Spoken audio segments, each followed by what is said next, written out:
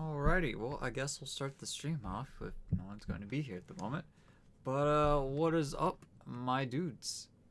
And give me a Sekiono. So...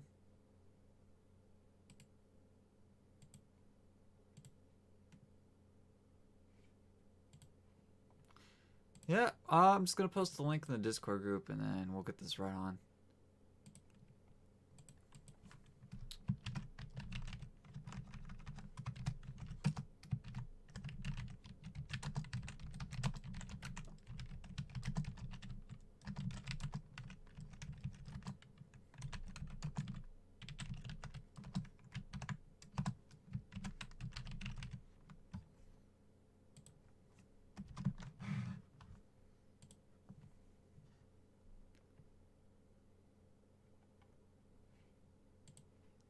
Alright, let's get this started, shall we?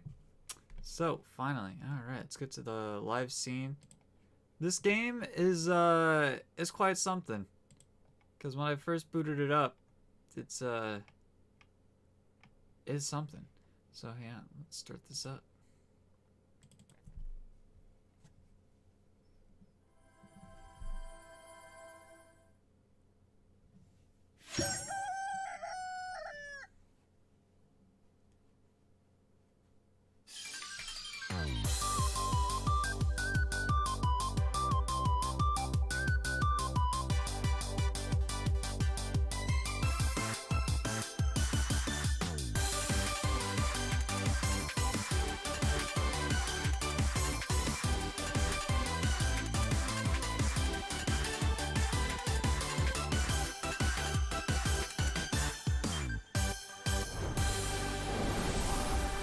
God, this game is so much just anime styled all over it.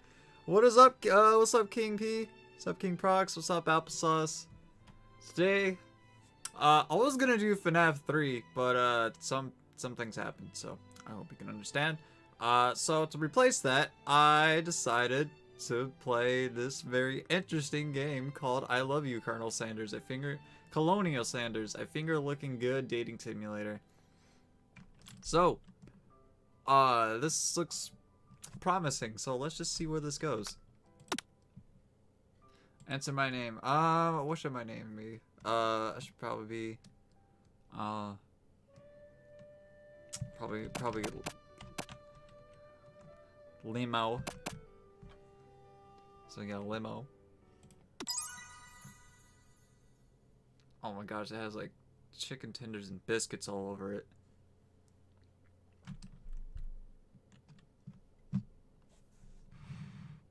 Excuse my... You sleep softly as the morning sun casts a warm glow through the window of your modest student apartment. The world is peaceful and serene. You could stay in the moment forever. Or, you could wake up now. Your first day of culinary school is no time to sleep in. Oh, this is like Food Wars. Throw your clack out the window and stay... you gotta get up. Lying in bed, you stare at the ceiling, thinking about everything that awaits you at the prestigious University of Cooking School, Academy of Learning. Your mind begins to wander. Who will be there? What will you cook? What should you wear? The time begins to fly by and you find your imagination getting away from you. Man, I guess I should have a little bit self. It's finally here. Your first day of culinary school. So many dishes to prepare. So many students to meet. Your mind is swimming with possibilities when you realize you're running late. You grab a biscuit and burst out the door in a hurry. Hi, what's up, bunny? Hello. Mmm, delicious. Just what you needed to wake up those taste buds. Yikes, you're in such a hurry. In fact, that you forgot to put away on your any deodorant. Before running out the door, you're sweating buckets as you rush to arrive on time. Uh-oh.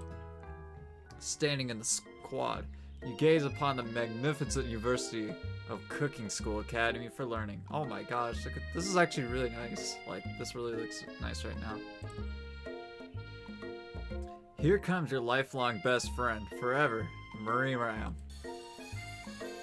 Oh my god, she's so freaking anime. She's the most adorably awkward person you've ever met, and you absolutely love her for it. Good morning, Lemo. Are you excited for the first day of the rest of our lives? Actually, I am. Because I'm sure I am. Excited? A little nervous? Okay, a lot nervous. What the? It's just that this morning I made breakfast for myself, but well, when I ate it, I couldn't taste any love in the food. What if I'm no good? What if I fail? Collects Miriam, raised by MasterChef parents. She's always held herself to a very high standard. Ever since we were little babies playing together, you rescued me from that quicksand box. It's been clear to me that you're the most loving, caring person I know. You want to do great. But with the Universities of Cooking School, Academy for Learning's famous 3-day only semesters, I'm only afraid of being left behind and never catching up. A sweet girl, Miriam. Miriam, we'll call her Miriam. So Miriam has always had a flair for the dramatic. This summer, she's gotten so nervous about her first kiss that she chipped a tooth practicing on a mannequin. Should you pep talk her or change the subject to give her some relief? Come on, we good friends. Remember last month when we saw that fortune teller and had our tarot cards read? The lady with the mask who gave me nightmares? I've been trying to forget. I know, she looked spooky, but she was so sweet, and she told you that you were destined for great somethings. I didn't read that right. Remember that the card with the fancy looking tower? And that other card featuring the handsome fellow in the red suit? I've been waiting for so long to meet that handsome fellow. I could call it my own. I'm sure you will soon. In no time, we'll be graduating and you'll be delighting the world with your heartfelt cooking in no time at all. As you talk Miriam up, you can feel her nerves being to ease. You know what? Maybe everything will be okay after all. And if not, at least I have these killer bangs. Can you believe I cut them myself? You can definitely believe it. I can't believe it. Before you get another word out, you rudely interrupted when someone smacks your books and custom engraved measuring spoons out of your hands and onto the ground. What up, oh, okay, you're new here, Bunny. Welcome. Hey. What is up with these? Oh boy, we're finna have fun in this game. Ashla? We'll call it just Ashley? Ashla. Okay, it's Ashla, your arch rival. She's totally evil, but you can't help but filled with jealousy. She can't get anything she wants and she knows it. Hello, Ashley? Oh, I didn't see you there, Chicken Shines. You leave Lemo Shines alone. Shins? Hold up, Shins? I thought that was Shines, Shins. You leave Lemo Shines alone. Oh my god, I butchered that. You leave Lemo Shins alone. They're perfectly normal Shins. Huh. You can't stand up. A light?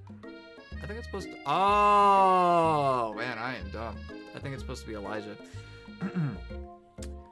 You can't stand Elijah. Even her name is annoying. You know for a fact that's actually Ashley. We'll just go with Ashley. But she had to add extra letters to make herself feel better than everyone. If anyone here knows what perfect shins look like, it's us. We're not going to let you or your really weird insults get to us. Across the quad, you see Ashley's best friend, Van, the man, has stopped to look at his own reflection in the mirror. His pants are so tight you can see him casually working out his glutes while he styles his hair. No lie, they're rockin' glutes. Van. You ring? You've never been sure what their arrangement is, but as long you've known them, Ashley and Van have been just as close as you and Miriam, but simultaneously more devious. I can't believe that University of Cooking School, Academy for Learning would ever allow people like you to attend as students. I know, right? You think they just hand us over our diplomas now? Or maybe they hire us on as a professionals. Perfect. I am so sorry. Alright, I'm trying. I just woke up a little while ago, so give me a minute. What the flip? Just get out of here. Or maybe that might be hire us on professors. You amateurs could learn a lot from us. With the first day of school about to start, there's just no time to properly tell those two off, so we resist the urge.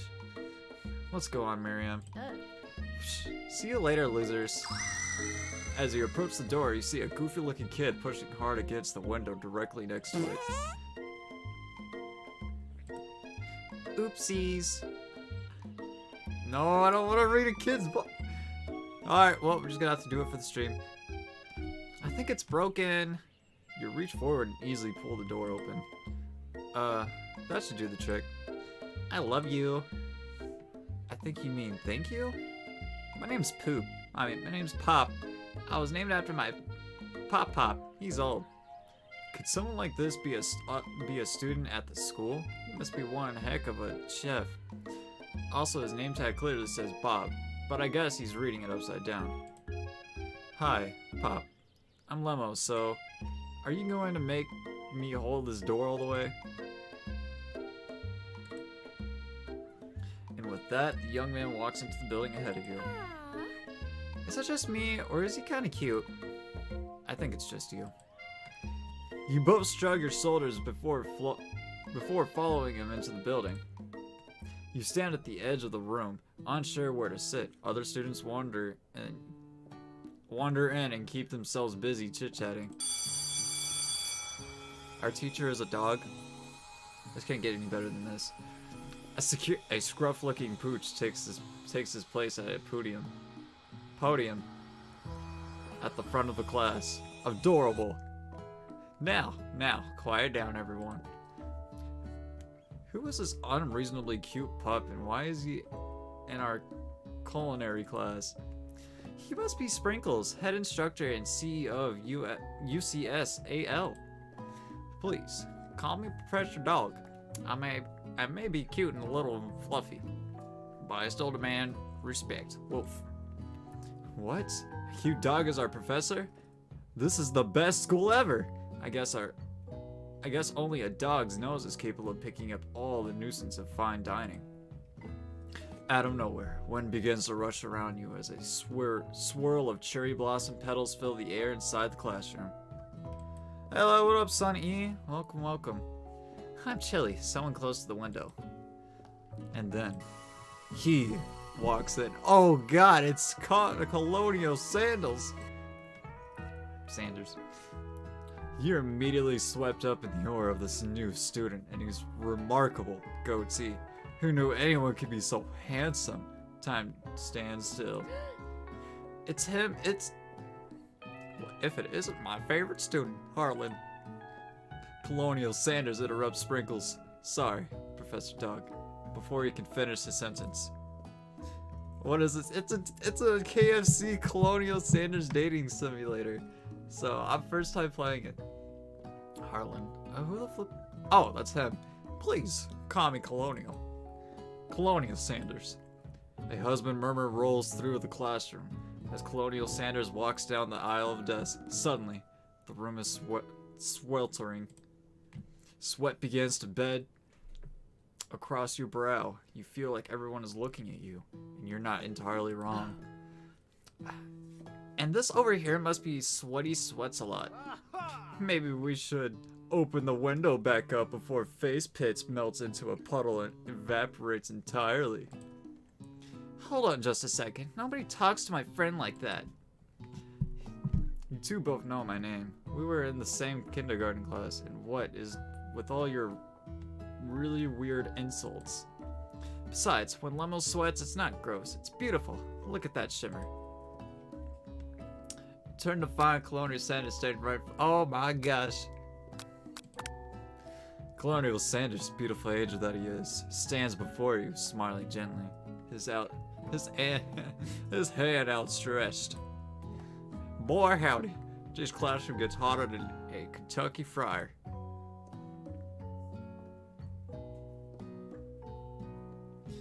Freaking, I know, right? Police, use my handkerchief. You freeze up. Colonial Sanders is talking to you.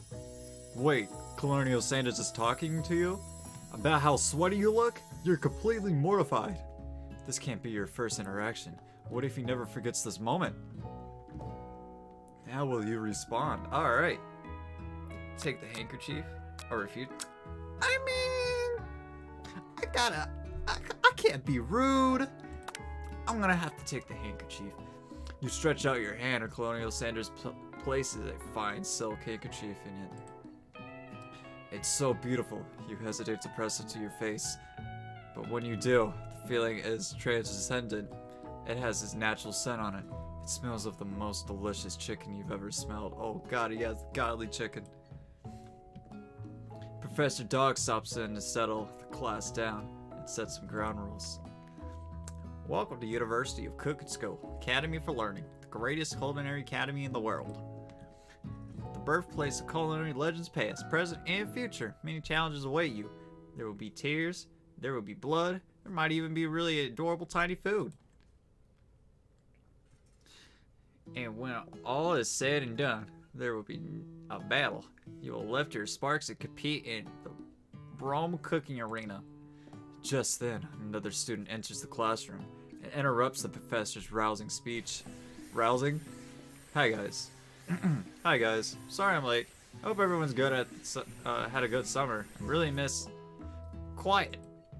Late to class is bad enough, but interrupting my monologue? You're on the fast track out of here, young man. Are you sure you're even in the right place? Don't you recognize me? This is my 3rd year in this school with you.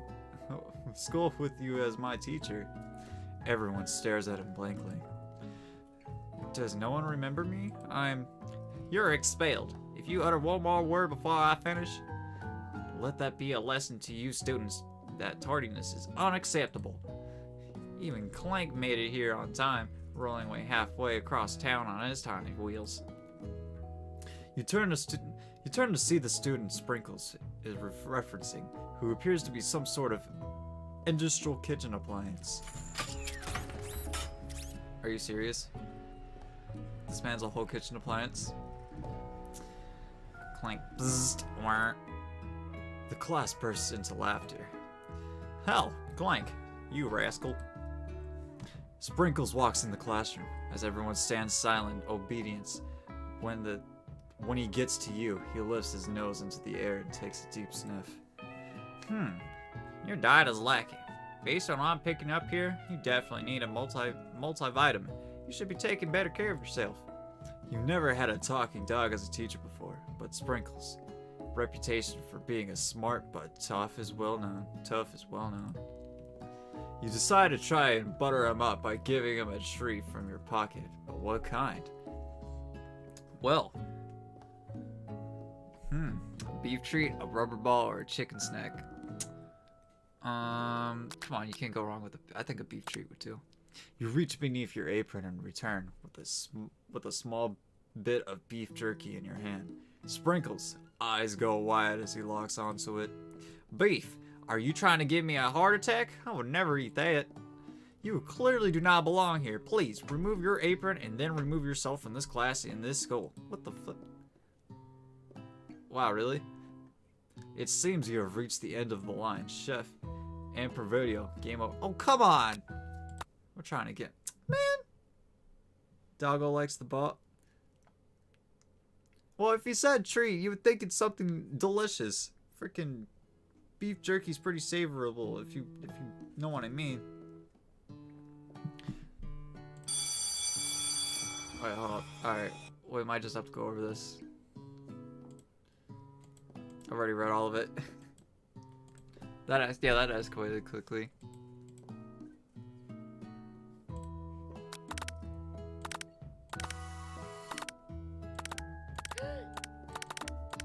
Come on, I gotta resume where the part where I was at.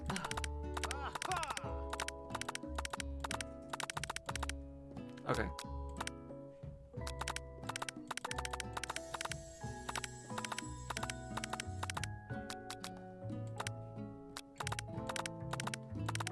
God, why does Colonel Sanders look so handsome? Colonial Sanders. Alright, Colonial Sanders.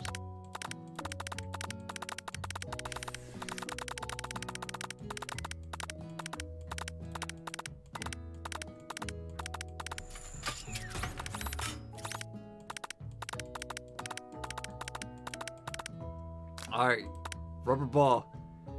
You reach beneath your apron and return with a rubber ball in your hand. Sprinkles' eyes go wide as he locks onto it. You toss that you toss that ball and you toss that ball and he bounds after, grabbing at it in his mouth and swinging it from side to side before dropping it. The throw passes quickly. It's not clear if that he endeared you to him or not. Settle down, young chefs. Take your seats and prepare to have your minds open to the amazing possibilities of culinary creation. King Crimson, insert weird noises. As everyone rushes to claim their favorite seats, you're left standing at the front of the room. Only two options remain. Hey Limo, there's still a seat here. It seems that no one has claimed this seat next to me. If you're interested. I mean, I can't be a simp to Colonial Sanders right now. Probably gonna have to go with the best friend, you know? We can't, I think it's just too early to simp. We gotta save that for later. You move to take your seat by Miriam. I'm so glad you have to have you near me to support me through this class. Of course, you're my best friend. Who else would I sit by? Colonial Sanders. He has such a majestic personality, and there's a seat open right next to him. If you had sat there, you might have gotten to know him a little bit. Oh, well, yeah, true, but you know. Is there a stream delay? Yeah, there is. That's not too crazy though.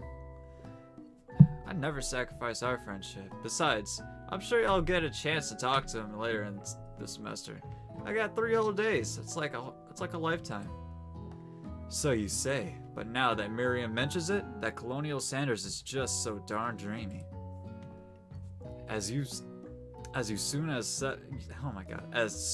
you settled into your seat, the professor makes an announcement. Think fast. It's time for a pop quiz. Yay. Quiz about me. This incredibly important and surprisingly short quiz will tell me if you are ready for life at culinary school. Keep your knives sharp and your focus sharper. Here comes question number 1. If a train is traveling to a point B and train point B is traveling to point A, how important is it to wash your hands before cooking? Oh, alright, well that changed. A lot in the one sentence. Yeah, the music's very vibey.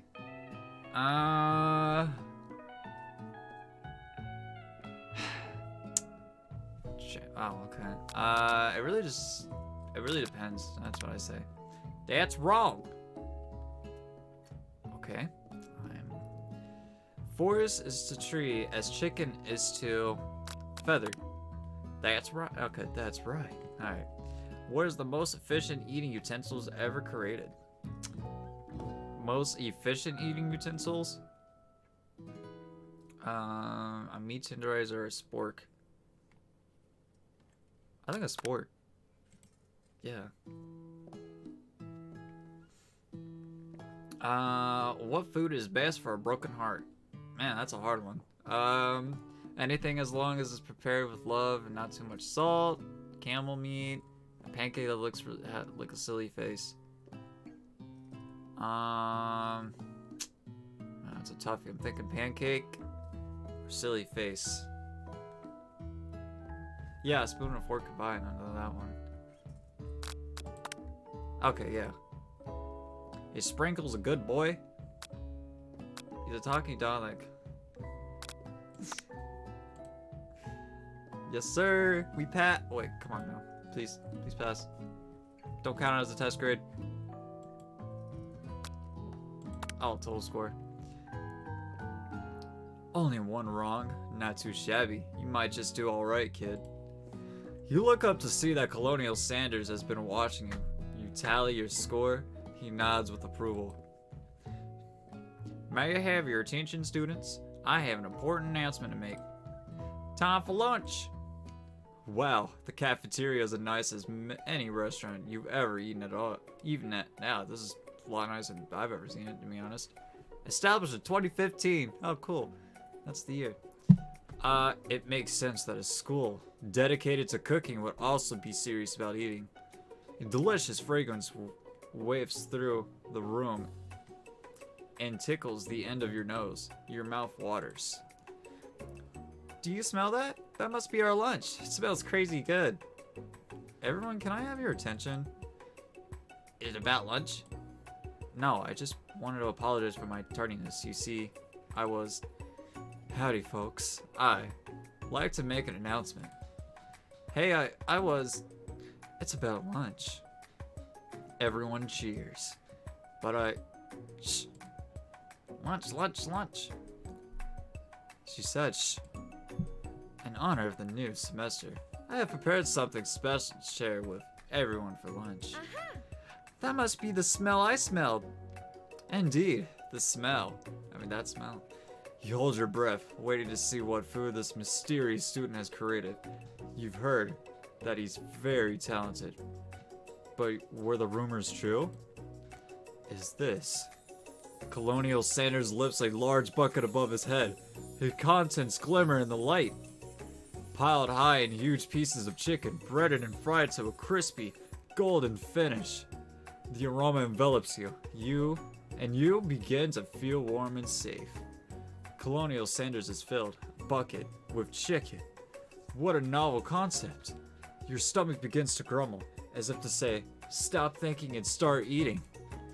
For years, I have been developing a secret recipe for the perfect fried chicken. But my calculation, nothing less than 11 herbs and spices are required to achieve the perfect balance of flavors. You look around and notice that every other student has a pen and paper and is scribbling notes as fast as they can. Ask him how to pay taxes, they ain't gonna help him life. but that's all I'll say about that. What? You think you want your stupid secret recipe, dude? Pshaw. Nah, my dude, nah. I'm just, drafting a last will and testament in case, one of those ingredients is, poison. Got him. He looks around nervously to see if anyone else is laughing at his sick burn. You'll wait to see if what Zinger Ashley has prepared to follow up, but she suddenly takes a different approach. Yeah, I was just, like, writing in my diary. Dear diary, today I smelled something beautiful. I knew at the moment that only the hands of a true gentleman could fry chicken so tender. You see, her body language changed from bitter and evil to sweet and innocent as she slides closer to Colonial Sanders. She realizes that he is destined for greatness and fame of cooking skills like this. She wants him all to herself. Oh, please. Oh, please. Well, Van, the man. If you don't want any, I'll take his. Whoa, hold on. I guess I'll try. He takes one bite and his eyes grow wide. He starts contorting his face as he tries to hold in his pure exhilaration and act unimpressed. Easy now. There is enough for everyone. Please, my fellow classmates, dig in. You take one of the pieces of fried chicken out of his bucket and sink your teeth into it.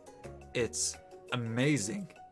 Tasting Colonial Sanders' food transport you to another dimension.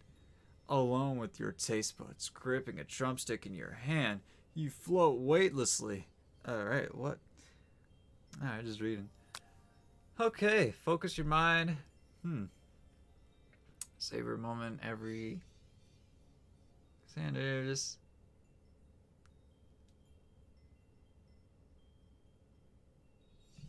I'll cut with the top. You let the food rest in your mouth and focus on it, scrutinizing every flavor. Salt, maybe? Pepper? Too obvious. Oregano? Basil? Maybe, but there's something else. Something dark, something spicy. You dig deeper, deeper. Yes, even deeper still, until you find it. Could it be... He really did it! How bold, how adventurous to use. You tried to go even deeper into the sea of flavors, but this revelation alone is more than you can handle. You snap out of it and realize that this information was meant to remain a secret, and yet, now you know. A mantle of responsibility now results upon your shoulders. As you look around, you realize that everyone in the room is consumed by the lunch. No one noticed that you traveled through space and time. After tasting his food, you try to get some one-on-one time with Colonial Sanders. Colonial Sanders smiles ever so softly as you approach. He stops what he's doing and allows you to break the silence. Colonial, I wonder if I could talk to you for a second. Anything for a fellow chef. What extremely was on that chicken? Well, I mean, what exactly was on that chicken? Haha. How bold to come out and ask. It's an idea I had for a new combination of flavors that will make me my fortune and establish my legacy for all time as I open a chain of highly successful fried chicken restaurants. No big deal. It's just you and me are here talking. I can keep a secret, in fact. I've got some of my own that I'll be willing to trade. What's the rush? The semester's only getting started. You've got 2 more whole days to get to know each other. He's clearly not going to give it up easily, but it doesn't hurt to be persistent. You know what they say about secrets, Colonial. Shouldn't learning about be fun? Shouldn't be fun. You got motive. I mean, you got moxie. I'll give you that. Colonial Sanders looks both ways to make sure you're truly alone, and then leans in. You can feel his warm breath as he whispers. Just one ingredient, but you can't tell. What did he use? Blank. It's something my great-grandmother taught me. Wow. You've never had guessed that. In fact, you're not even sure where you get some if you searched. And blank definitely isn't the flavor you tasted before, so now you're 2 ingredients closer to knowing the full recipe. But you don't tell Colonial Sanders that. While you're wrapped up in that huge revelation, you notice that Colonial Sanders has disappeared, while everyone else is still in the cafeteria. You decide to look for him. You find Colonial Sanders outside, standing in the quad. Oh, it's you again. Howdy. Sometimes I like the outside, and I look at the school buildings. I think about how my story will continue on after I graduated. It sounds like you have big plans. I dare say, the biggest. I will leave my mark on this world. You can't bet on that. Alone together for the first time, you figure now is the perfect moment to show your personality time. Alright. Wow, with a big idea to add a traditional ingredient really spices things up. Be modest but thoughtful. Nudge him to show him your own strength.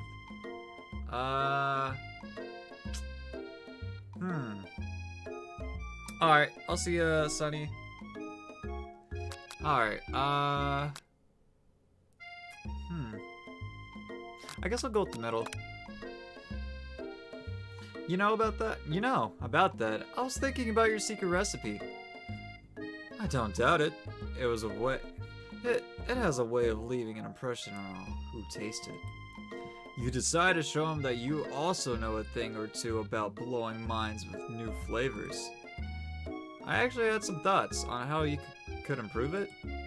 Improve it? You want to change my secret recipe? And you think you could do better? Have you ever heard of habanero peppers? Heard of them? I tend an entire garden of chili peppers varieties. Habanero, polonero, canary. Yeah, I'm gonna butcher these words. What's up, Mungozi? What up? But that's not the point.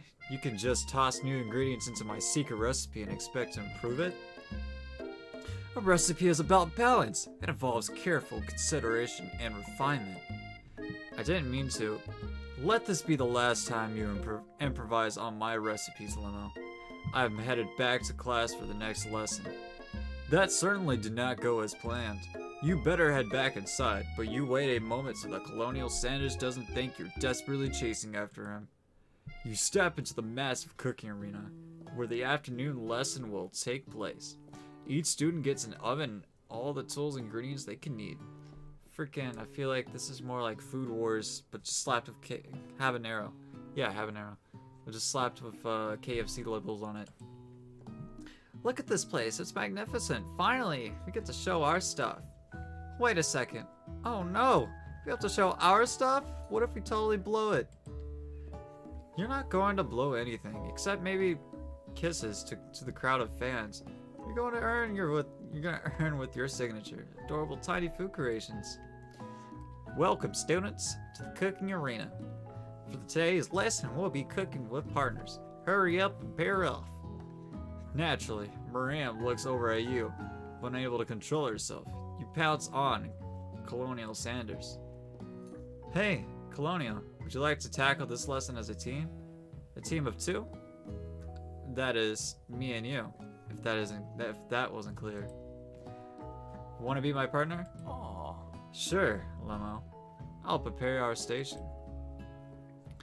Without you as a partner, Miriam is left to stand all alone. Two different students quickly take notice. Hello, new partner. Beep boop, beep bop, bzz. Oh my, 2 potential partners. I'm so sorry, gentlemen, but I don't know who to choose. Looks like you'll have to pick for her. Friend duties can be a little awkward, but that's the price you pay for being alone forever. What do you want to ask to be who do you want to ask to be Miriam's partner? A little robot that cooks. Ow, ow, ow, ow, ow, ow, ow. Or Pop. Well, she said Pop looked cute, so we're gonna go with Pop. Sorry, Clank, but I think Miriam will be partnering with Pop today. Pop gives a big smile as he steps as the same station as Miriam. I'm a chef. He holds up a banana and, without peeling it, proudly eats the entire thing. It's disconcerting, but Miriam is too kind to act grossed out. I love your enthusiasm, Pop. She looks at you like, really? This kid? But it's too late to change your choice now. Now it's time to focus on your cooking classwork. Alright, you two. For today's lesson, we're gonna keep it simple. Pick a basic dish and divide up the steps. No chef is in an island. It takes 2 flints to make a fire. You get the idea? Which dish do you suggest to your partner, Colonial Sanders? Alright, let's see what we need to see what we cook. Steak tartare seems easy enough, it's fancy, and you don't need to cook it. Using octopus to blow up cutter sandwich fine. Your grandmother's mashed potatoes gravy. Ooh, there's nothing wrong with.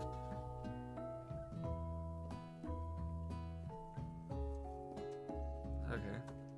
All right, back to what I was doing. We'll go with mashed potatoes and gravy. That sounds good. Can't go wrong with that.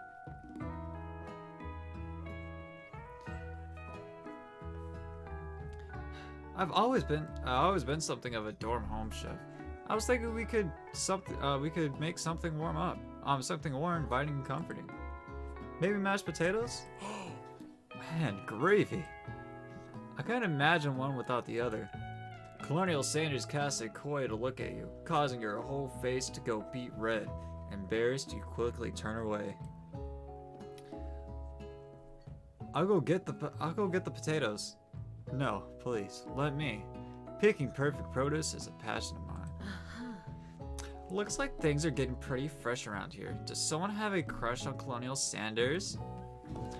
We're just cooking partners. Mind your own business. Sanders' heart is my business, and you better keep your fingers off of my man. Did someone call for me? Uh, no, geez, Van Van. While I'm over here crushing Limo's dreams, you're supposed to be taking care of our classwork. That was the deal, remember? Colonel Sanders returns, arms full of peeled potatoes. He tosses them into the boiling water and turns his attention to you and your old friends. Oh, howdy there, old Ashley, Van Van. Are we working in a quartet instead of a duet now? Actually, no. It looked like Lemo was struggling, so we offered to give them a hand. You know how it is? These young amateur chefs need a lot of mentoring. I was going to say, Colonel Sanders, maybe I could also teach you a thing or two about fancy food. Maybe one day you might be able to get up to my level. Ha, doubt it. I know this is an actual game. It's quite hilarious. That's how you pronounce it? I know, right? Ashley, don't be rude, Van Van. Personally, I have no doubts whatsoever about Colonel Sanders, about to concoct creations worthy of admiration after all. Your fried chicken was quite spectacular. But, Colonial, if you ask me, I might make a better partner for you than this thing. This has positioned itself at your station. Don't you feel deep down that we cast a completely shadows? We fit together, like a thigh and a drumstick. It just makes sense. Nothing about this makes any sense, but one thing is clear. She's coming for Colonial. If you don't watch out... Now, Colonial's my man, get out of here. Ashley is really going at you hard. You need to ask for some backup here before things get ugly. Turn to Colonial Sanders, hunks of pugs, in time of need, turn them around. Well, if Colonial's already here, I'm here to learn and express myself via my cuisine, not bicker for any Donnas. Partners, we're choosing at the beginning of class, so let's respect the format, okay? You turn to Colonial Sanders to confirm that you're on the same page. I choose Colonial Sanders. Colonial Sanders chose me. Isn't that right? Sometimes conflict can actually build character. I wouldn't want you to shy away from a bit of healthy competition with our peers, Leno. Oh, he doesn't look too happy about that. Well, is he just not? I should have chose my friend. Bro, Colonial pronounced Colonel. Yeah, it's not Colonel, it's Colonial now. This hurts. Wow, okay, wow, he's just not that into you. You think a gentleman would define you in a situation like this? Did you do something to offend him at some point? You look for sprinkles in hopes that he might step in. But he's nowhere to be found. Darn those cute corgos, and their short but sturdy stature. You look down at your station and realize that, in the tension of the moment, your hands have been cooking on autopilot. Distracted by the drama, you've already crushed the boiled potatoes into a perfectly creamy mashed texture, with plenty of butter and cream for flavor, as if your natural passion guided you through the steps you know as well while your attention was elsewhere. Is it? It's not Colonel, it's Colonial. Like, right? I thought it was Colonel Sanders. It's Colonial Sanders. Maybe this is like backstory, you know? I know just what to do. Colonial Sanders extends his hand. He's holding a beautiful white porcelain gravy boat, out of which he pours a smooth brown gravy, smoothing you nearly finished potato dish. Gravy flows down the mound of mashed potatoes. The results of spectacular graining would be very proud. Colonial Sanders holds a spork out to you. You reach out and grab hold of it, but he doesn't immediately let go. The two of you stand holding the same spork, and for that small moment, all the madness and pressure in this crazy world stops. Your eyes lock. The moment is electric. Time to stand still. If you love something, set it free. Together, you dig the utensil into the mashed potato and lift a heaping sportsful up. When you see Ashley with her sinister look, you know she's plotting against you to be with Colonial Sanders. And then, filled with rage and without thinking, you fling the sporkful of mashed potatoes right into Ashley's stupid, beautiful face. Van, do something, do something! Scooping up a fingerful, Van tastes the dripping mashed potatoes and gravy and realizes that it's delicious. Horrified by this revelation, he slinks away. Will he ever be able to cook something with so much love and integrity? Hold on right there, Lemo. We do not waste food in the broom cooking arena. Colonial Sanders, I expect better from you. If you throw one more spoonful, you better be prepared to eat it from wherever it lands. Can I has potato face? Van rushes back over, a covered dish in his hands. Mashed potatoes with gravy. Pathetic. In just a few minutes, I prepared a full meal. Gaze upon my specialty. Braised tentacle of an octopus is my silky saltwater sauce. Plated with a battle axe. Blade forged by my supreme chef ancestors. You ignore me for a long time. That ends now. It is I who will have the first bite, and you will look at the minute with envy. The interrupting student rushes at Van, and he swipes a bite of his signature dish right off the plate. No, don't. Something about this dish doesn't strike my nose quite right. I think the octopus was rushed and may have turned into the process. The results could be toxic. Too late. It has been eaten. I think I left something in the oven. I don't feel so good. It killed him. Everyone, step back. Don't take another bite. When you look back at the plate, the rest of it's gone. You notice the tip of the tentacle being slurped up in Pop's mouth. Pop winces in pain for just a moment. Then it's almost immediately back to his obvious self. Oopsie. Tastes like poison. The entire class is gathered to watch Pop's final moments. Shock has frozen the whole crowd. They are as motionless as statues. The class bell rings, disrupting the moment and snapping everyone back to reality. It would appear that Pop's enthusiasm for trying new things, despite obvious danger, has inculcated him against poisonous of all kinds. I'm not sure the professor's here to make enough money. Hello. It just turned into a ghost over here. Alright, let's see what's happened in the chat. Food Wars Cave. This is literally Food Wars by KFC edition, and so a dating simulator.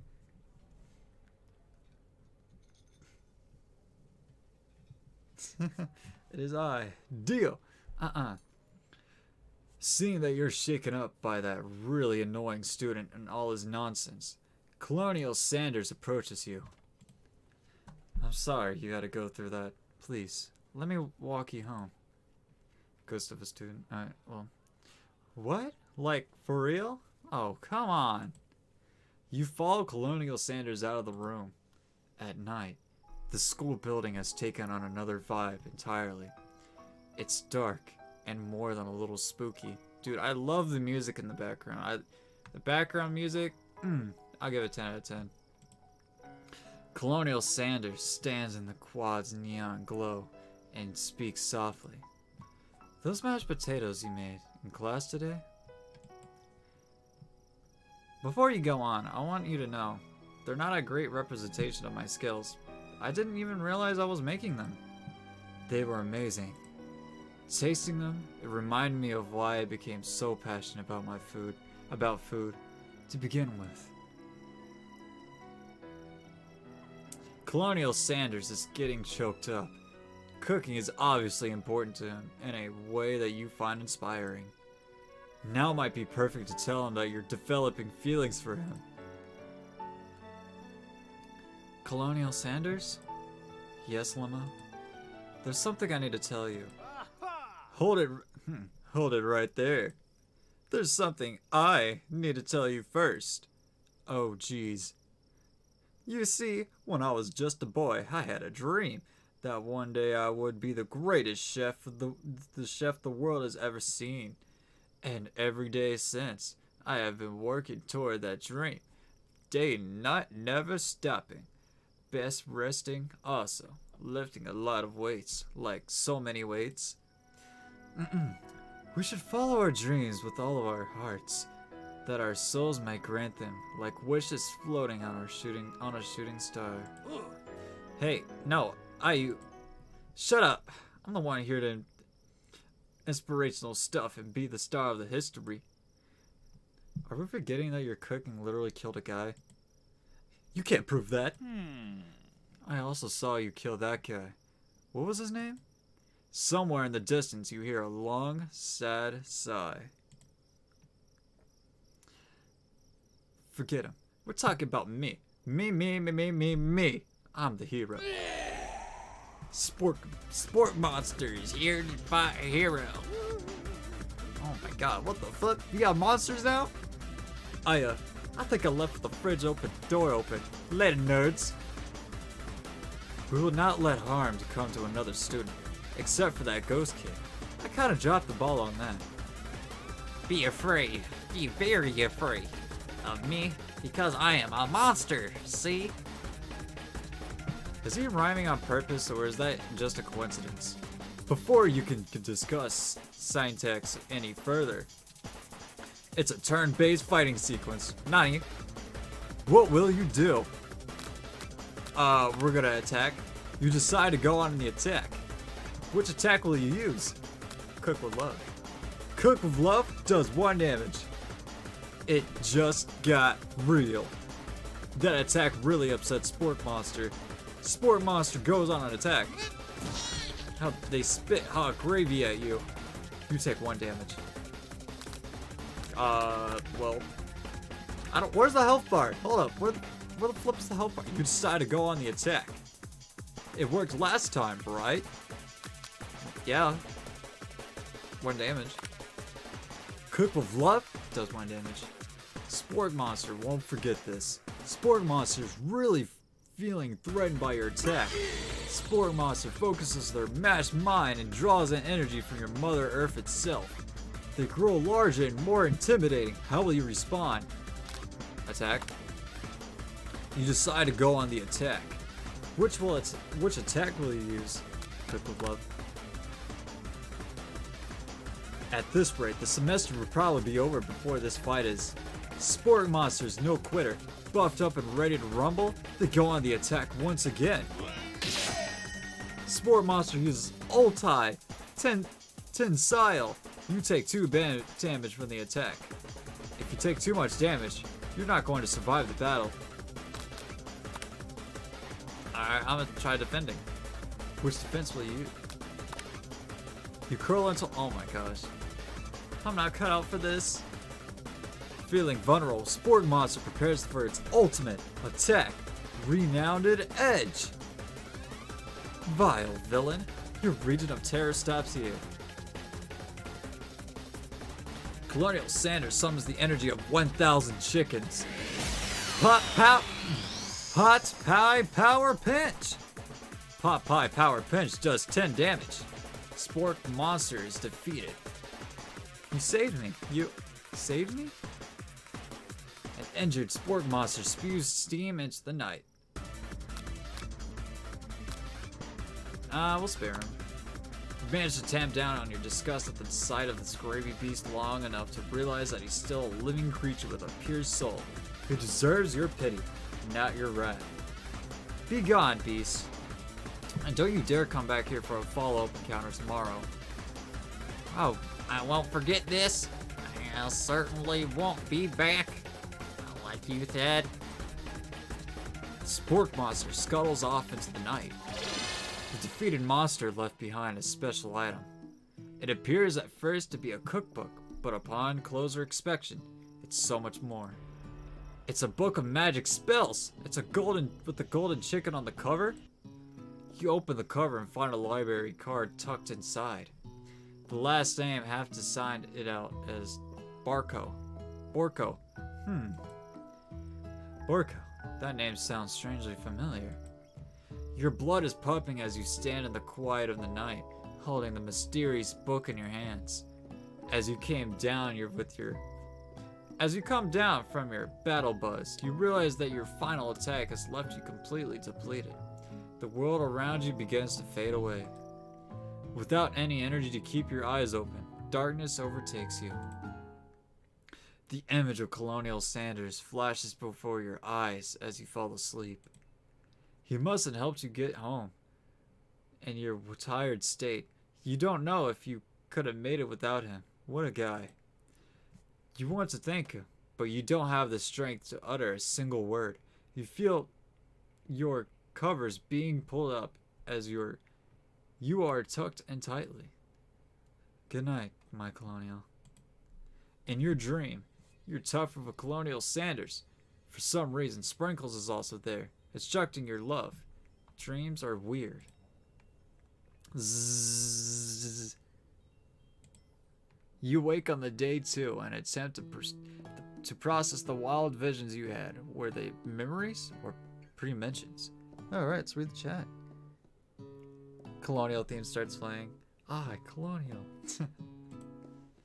You lie in bed and stare at the ceiling, thinking about that secret you discovered while tasting Colonial Sanders' cooking yesterday. You can't believe he really used... It's not gonna tell me? Okay. And then there was that secret ingredient that Colonial Sanders went ahead and told you outright. Not much of a secret, huh? It's probably just because he already trusts you so much. Sure, that makes sense. We'll go with that. You meet up with your bestie in front of the school. Before you could tell her about the encounter with the spork monster, she launches into a story of her own. Okay, I know this might be sound a little strange, but I think I might like Pop. I knew it. Like him? Like a lick? I know, it sounds like it's moving too fast, but there's something about him. I like him. Like him. We got to talking after class, and he's actually a total sweet guy. Not only that, but he's really smart. He told me all kinds of stories about Colonial Sanders. Did you know that Colonial Sanders enlisted in the army when he was only 3? Not only that, he founded a special unit of super soldiers who all wear the same hats just because he put on a hat of one time and thought it looked cool. But Colonial Sanders doesn't even wear a hat. He wears a ribbon tie. Either way, maybe it'd be best if you took it slow with this new boy, like I am with Colonial Sanders. Am I a girl as well? You and Colonial Sanders, the coolest guy in school, the most famous student too. Yeah, okay, I guess I am. Alright, I don't know if I am a guy. I think I'm a guy. The most famous student to ever attend University Cooking School. Academy for Learning. You're a thing now? We definitely connected yesterday. Ha ha ha, sure you did. You're great. Why wouldn't he be into you, I guess? Laughing at the implication that you and Colonial Sanders might be a thing is definitely not cool. You are great! You have an idea about how to prove that your love is real. Well, if he's not into me, why did he tell me one of his secret ingredients? However, you didn't tell her that you know a second ingredient too, which you discovered on your own. Your bestie eyes light up. A secret ingredient? Yeah, I just said that a secret ingredient. Is there a dramatic echo in here? Marina checks to make sure you're alone before continuing. So this summer, while I was on vacation with my family, a lovely man approached me in the botanical garden where I was wandering. This can't be good. He told me all about his passion for spices, secret spices. This man even gave me some to show me what he meant. He said it was a powder created from super duper rare dried flower petals, and that if I did him a big favor, I could have some of my own.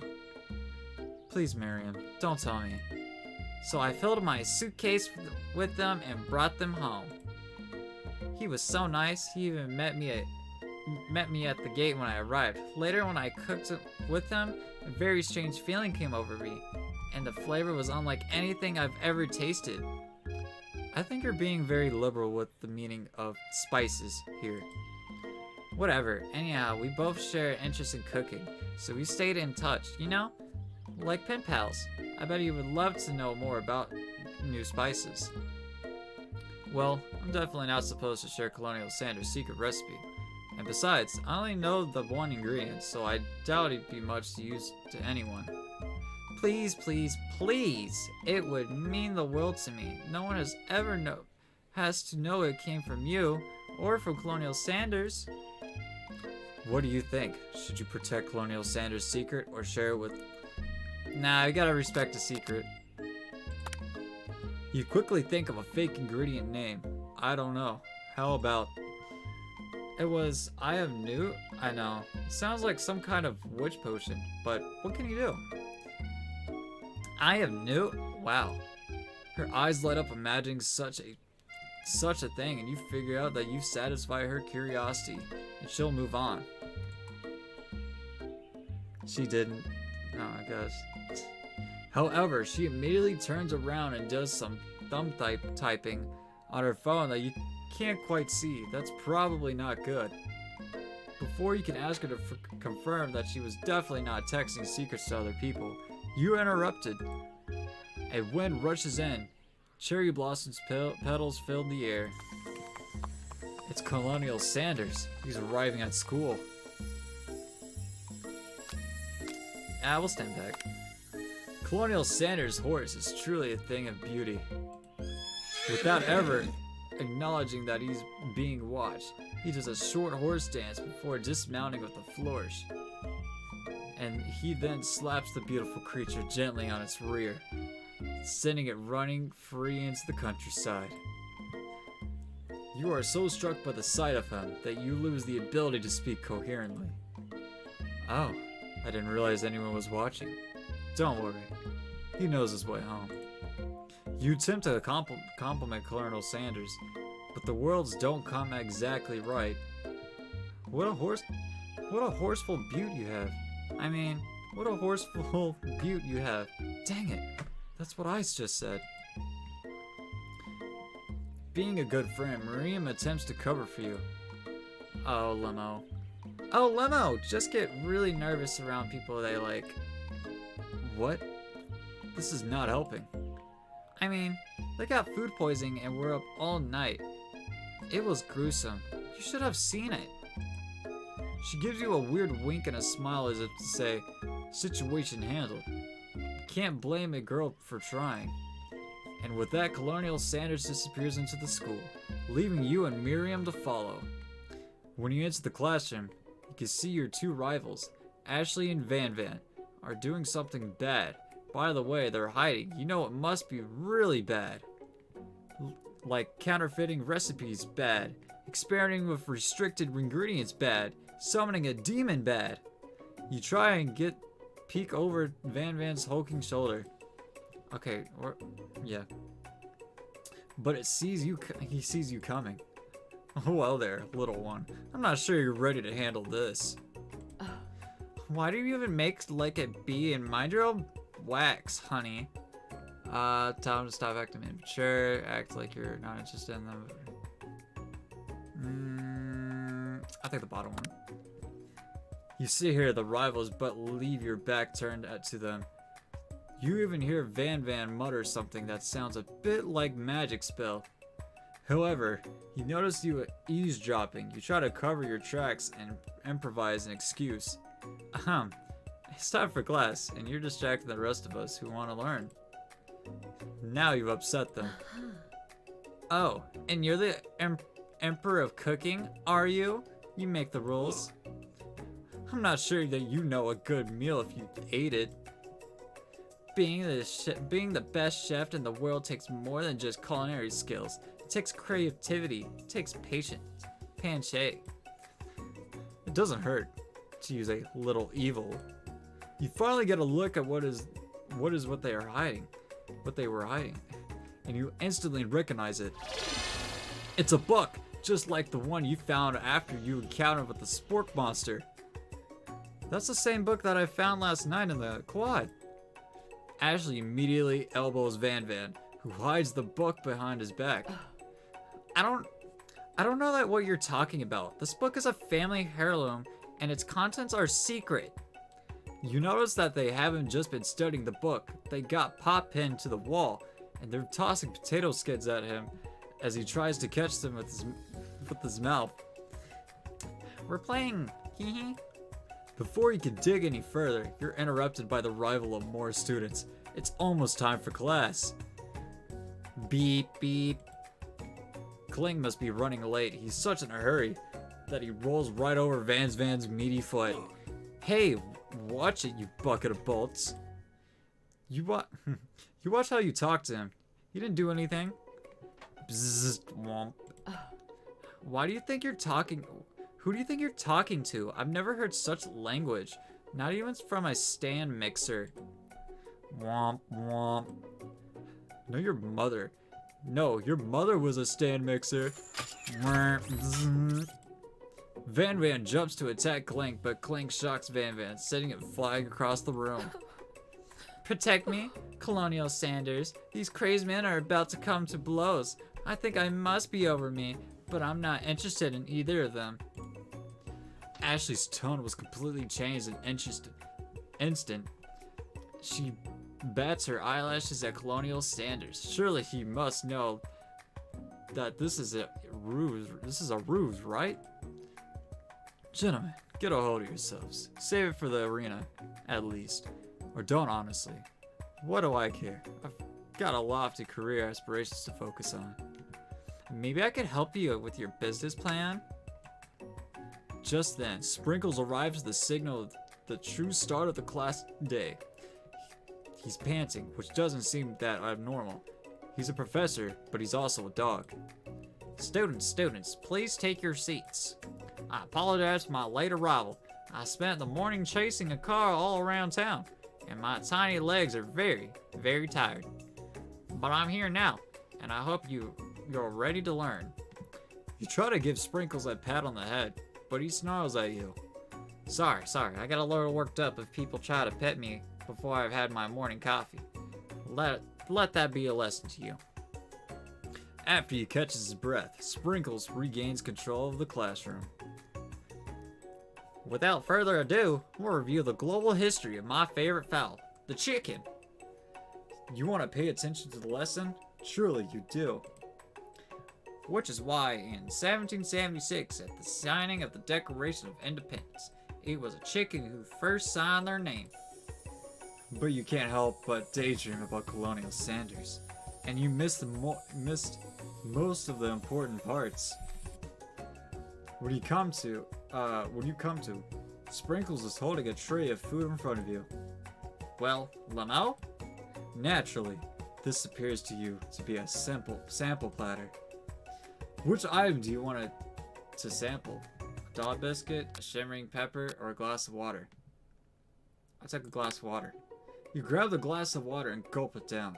It's cool and crisp, like the purest snow melted by a mountain spring. Hey, that was mine. It was from my favorite toilet. You owe me 6. No.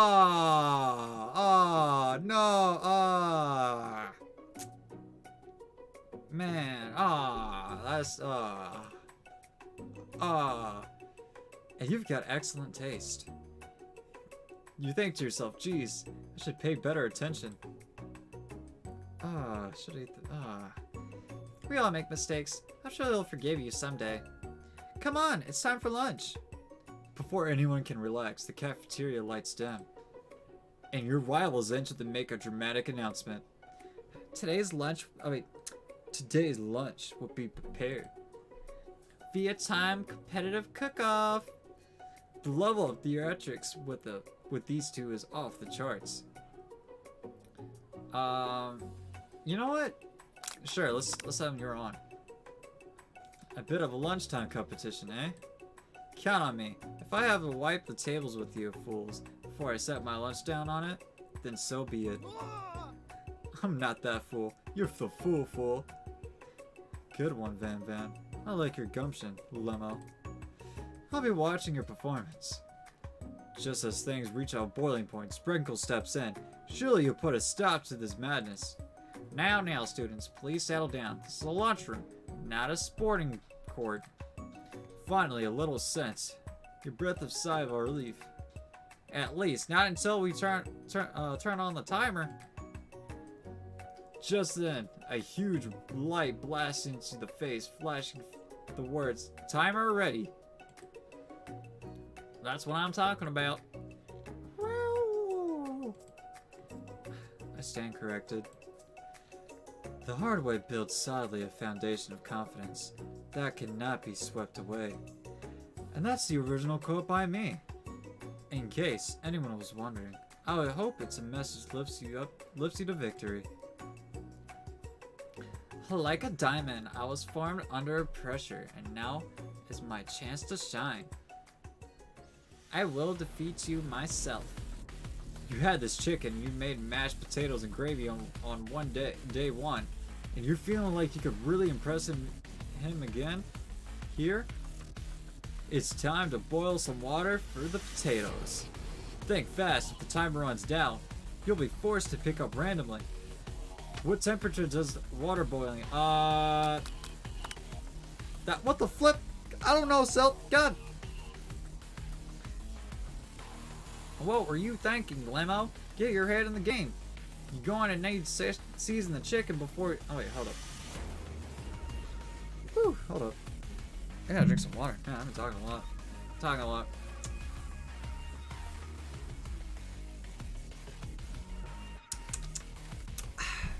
Alright. You're going to need to season this chicken before you cook it.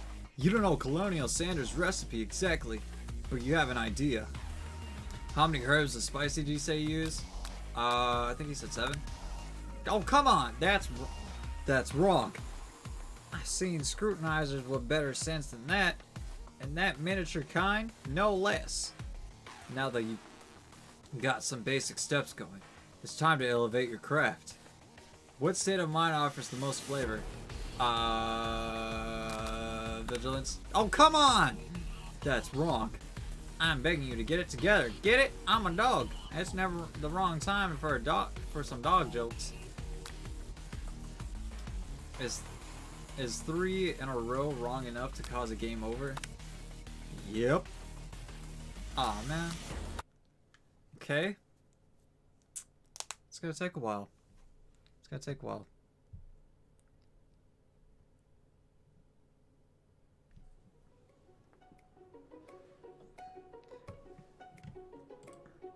Yada yada yada. Do.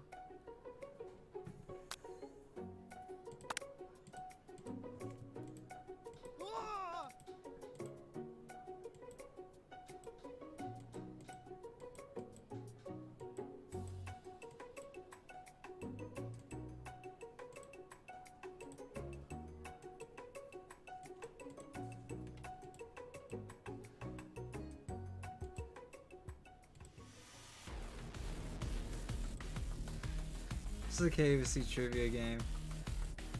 I don't know if I was cooking. 100 Celsius. That's right, but how you even got into the school without knowing that? It's called Second Lives. Winner gets to rub my furry belly. Let that enticing offer motivate you. You're going to need to season the Alright, I've already read that. It wasn't 7. 11?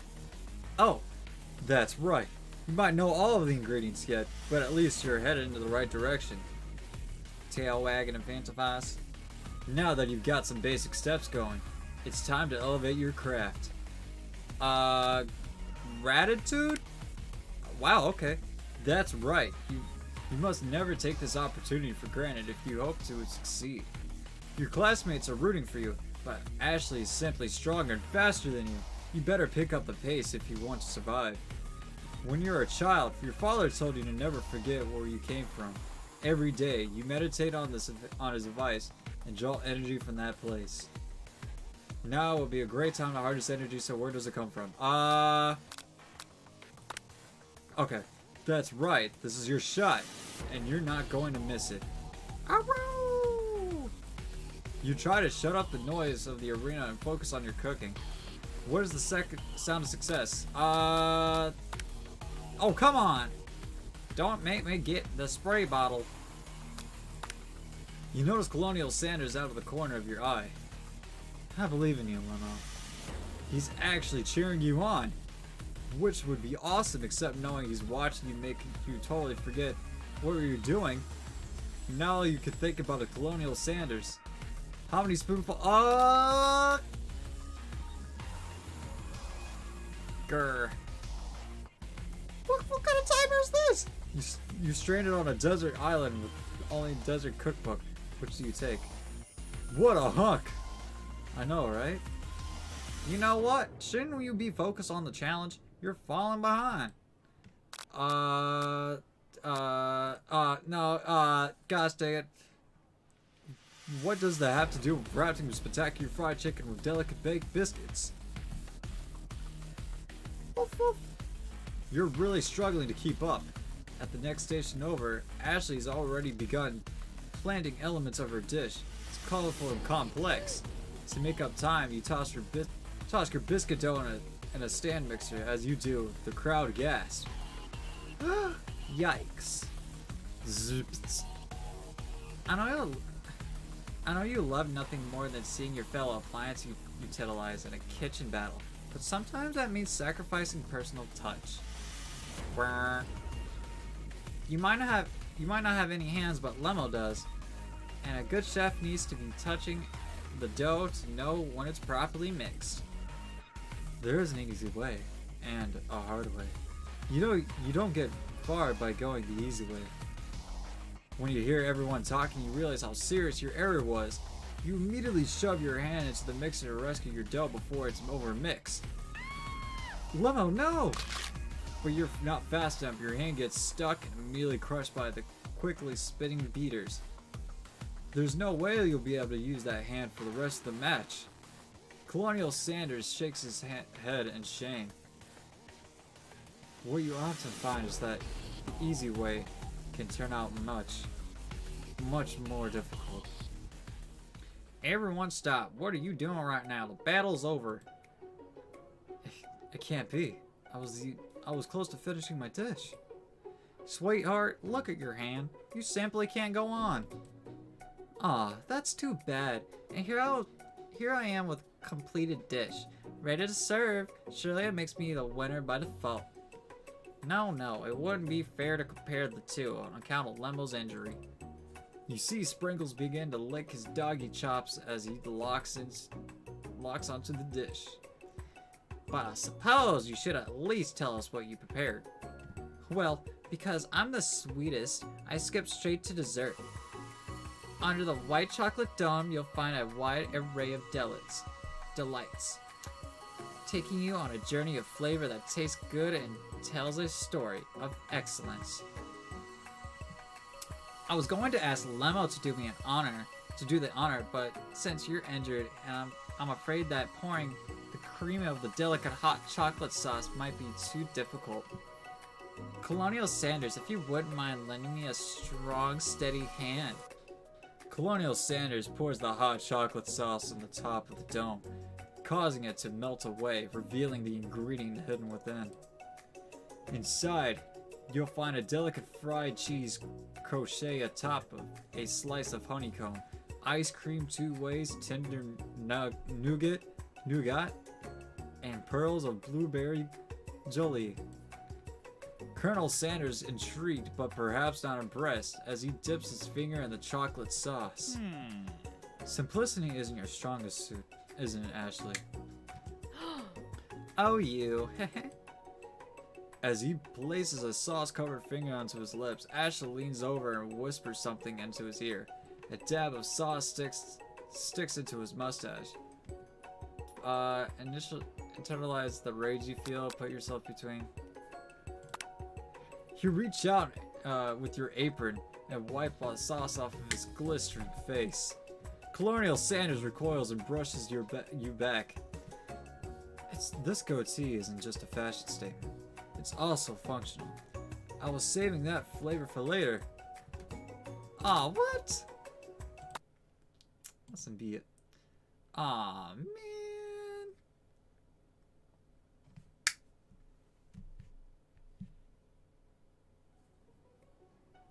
No, no, no, no, I already did this. Oh my gosh, I don't want to do this before. What is this? Oh.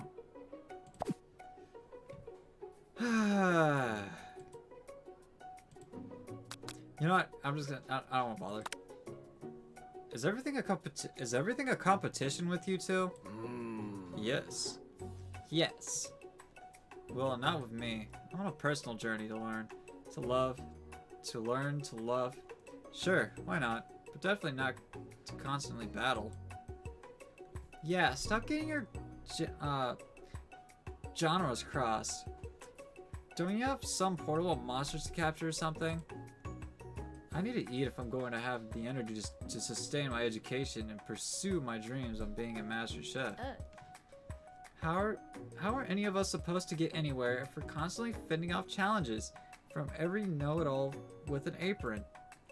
Besides, I already brought my own lunch limo. You should have it. I'll give you the energy you need to succeed. Maram reaches out and presents a gift to you. Damn. My special grilled cheese and tomato soup with chocolate milk to wash it down. And tartlet for this. I don't know if chocolate milk would actually taste good with that. I think it would taste alright. It only takes about 5 seconds to eat Miriam's tiny food. But it was just what you needed for motivation. You know what? I've learned enough for today. Let's battle.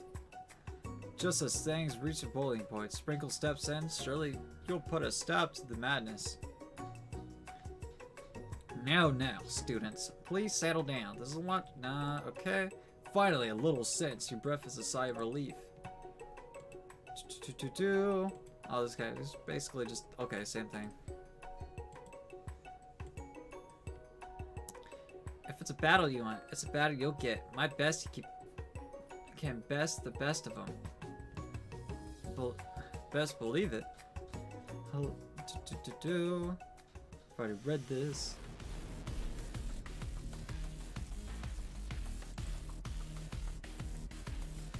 100 Celsius.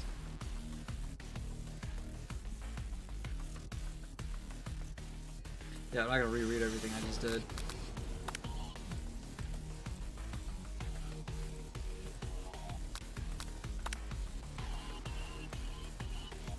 I just realized, are they all bottom?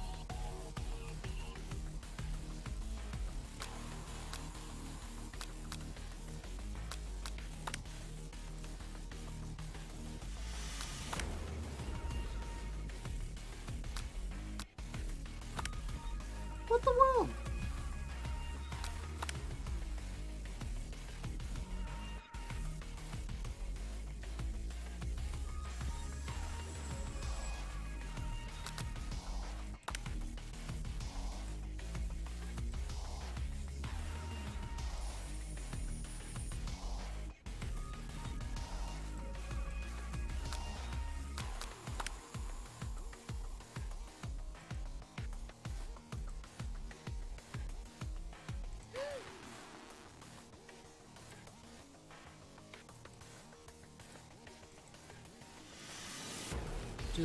Do.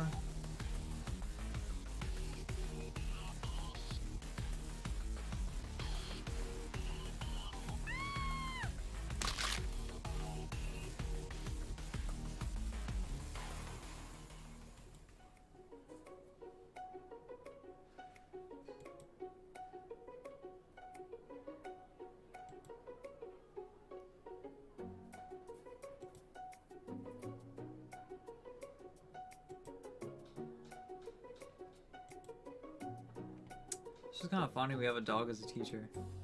And it's a corgi! It's so cute!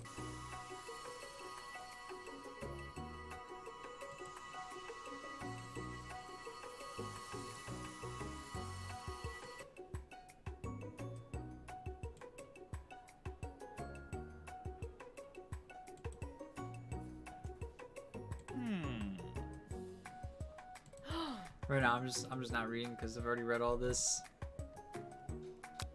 Okay. Your rage burns so intensely with your eyes, they burst into flames. The flames cause your eyebrows to catch fire and turn to ash, and they fall off your face, which means people will have a hard time understanding your emotions for the rest of the semester, perhaps forever. Embarrassed and ashamed by your poor performance, not to mention your crispy fried brow, you run for the quad to be alone. The beautiful weather feels like an insult. Inside of you, storm rages. It's Colonial Sanders. He's probably here to tell you that he and Ashley are in love and have decided to get married. And won't even ask you to cater his wedding because you're a terrible chef. What an awful person. You try to hide from him, but he approaches you directly. I know you're hurting right now. Not just from the devastating loss, but from that run-in with the mixer and that small fire. We should get that checked out.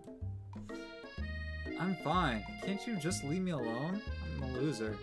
I'm not fit to fill your fryer. I know to be a master chef. Failure is a part of life, not just for you, but for all of us. Do you ever think I've never failed at anything before? That's exactly what I think. Well, then think again. I wasn't always the man you see before you, enrolled in culinary school, incredibly handsome, successful, motivated. Well, handsome, sure. I was born that way. Before I walked other paths and arrived at dead ends. I was passionate about life, but I failed as an obstruction. I didn't know. People see my delicate ribbon tie and my well-kept beard and assume that I've got it all together, which is true now. But it hasn't always been. Sounds like this guy could really use a hug. I resolved that when I was going the amount of something. No amount of hours, labor, or money would deter me from giving the best I had to give. As Colonial Sanders focuses, you could see something ignite inside of him, a burning passion. One has to remember that every failure can be a stepping stone to something better. My new dream is pure. It's honest. It's something that a humble man in a crisp white suit can be proud of. I will create a new chain of chicken restaurants that will bring joy to the entire world and make up for my past misdeeds. Yay! Just as your moment grows intimate, you're interrupted by a threatening shadowy presence. Battle scarred from the night before, you prepare for the worst. It's Borko. Yeah, it is. I know I said I would be back, and after the whole fight to the death thing, maybe you don't really want to see me anymore, but I just wanted to say that I was wrong to attack you, and I apologize. I know what it's like to have to always look over your shoulder. Monster problems, am I right? Aw, thanks, Borko. I'm glad that there are no hard feelings. Getting jumped by a giant creature in the dark of the night can really rile a person up. I also want to apologize for the way I switched right up into attack mode. I know that you're strong in cooking school. I know that you're strong, and cooking school can put a person under a lot of stress. I actually used to go to the school. I wasn't always a sport monster, you see. I don't believe it. You were a human once? Well, no, I was a golden retriever. But I was still a student, until one day some mean kid with a magic spellbook cast a dark enchantment on me. I was forever transformed. A magic spellbook? Precisely. I had procured a copy for myself, but somewhere along the way I've lost it. If you find such a book, I beg of you, respect it. You're a powerful chef and shouldn't rely on such dark and evil magic. No, you should be protecting the innocent from those who would cheat them through sorcery and ghoul. If you need me, don't fear. I will be here. Sounds like there are some bad cooks in in the kitchen of life, Limo.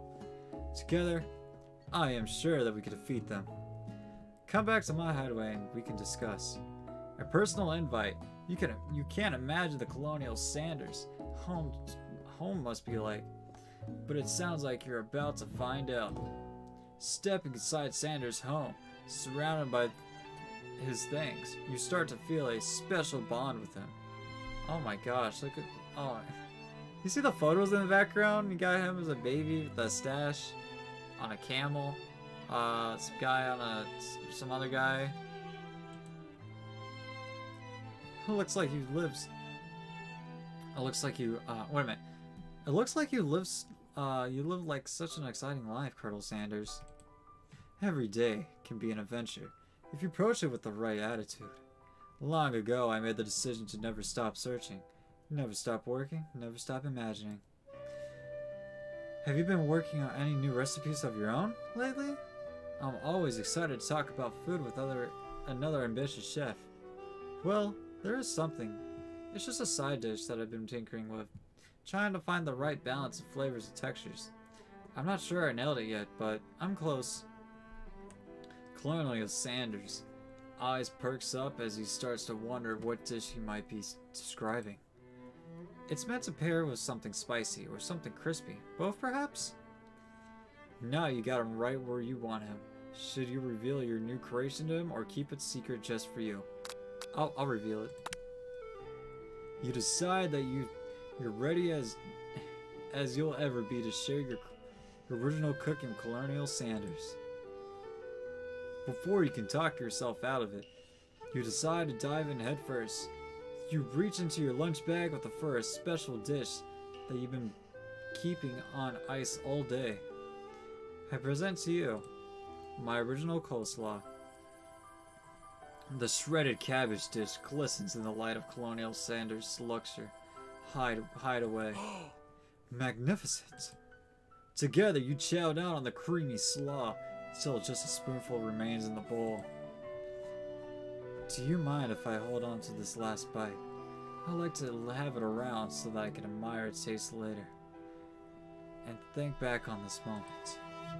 You could offer to make him more, but he seems very sentimental kind of a guy. Sure, why not? Please make yourself comfortable. I'll be back in just a moment. You realize that now would be the perfect time to do some snooping around the room and various items that you can look closer at. Each item seems to radiate memories of his and emotions. Tap on an item to discover more about the Colonial. Oh, okay. Let's talk about the photos. This must be where he keeps a secret recipe. You think from one number is important to Colonial Sanders, then it dawns onto you. As soon as you dial it to 111111, the safe opens. Inside you find a single note. Tap on the item to discover more about Colonial about the Colonial. Okay. What about those photos? An admirable little baby boy crawls across the floor. From the goatee and mustache combo he sports, you can figure must be Colonial Sanders himself. Imagine having that as a toddler, like a little infant. And then that's pretty impressive. You must be like super old then. That, or maybe the drumsticks that he seems to be waving like a rattle. Who frames a baby picture of just themselves? Probably the same type of person who would make their own face the logo of the company they founded, right? Am I right? Tap on an item to okay.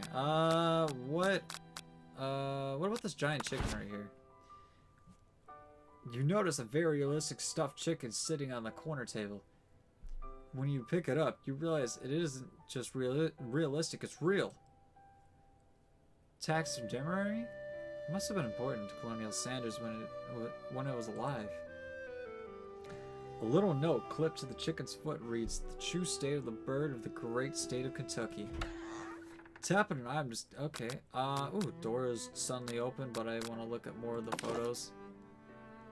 Hey, look at him! Look at the old Sanders. The photo appears to be Colonial Sanders, except he's old man visiting the pyramids of Egypt.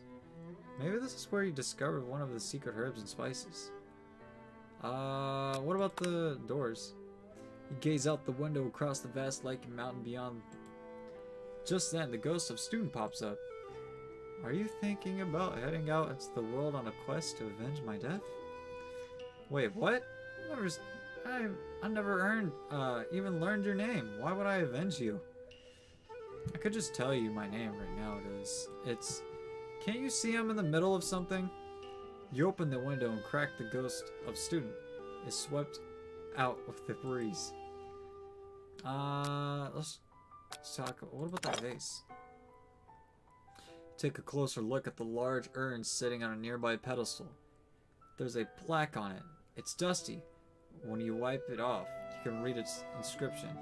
It says, "Here lie the ashes of all my past careers and business failures." That's tough. That's rough, buddy. Poor guy. Dan, look at this photo. One of the framed photos shows an old man who looks a bit like Colonel Sanders, standing with a friend. They hold fried chicken drumsticks and appear to be chewing them. Now I don't want fried chicken at this point. You look closely and see that there's a short inscription. I wonder who my friend Pete is.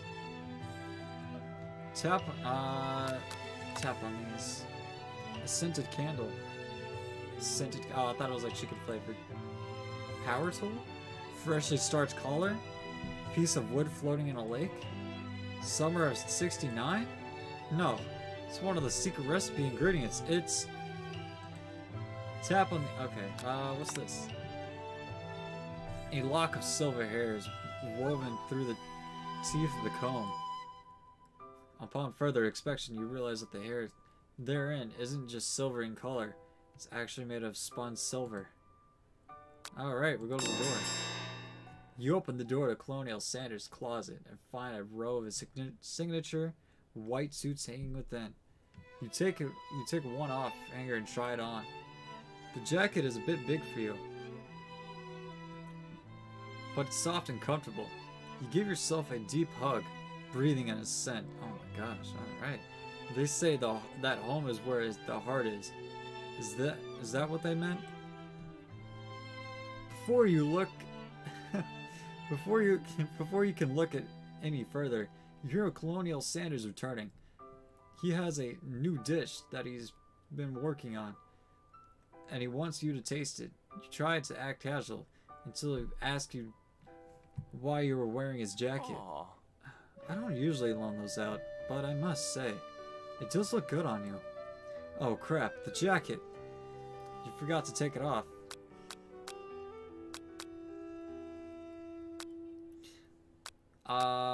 Wow, okay. You confess. Oh my gosh! I think I've developed feelings for you. I'm not sure that my big chicken dreams have left any room in my life for romance right now.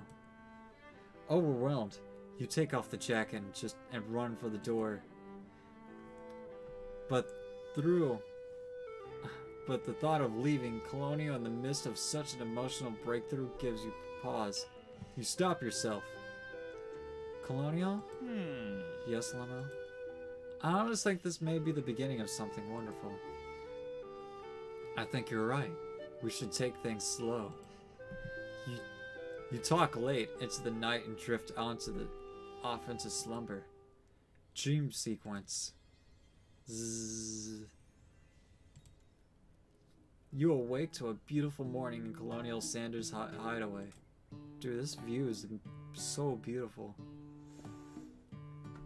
Did you make the right decision on how to respond to Colonel Sanders? Only time will truly tell.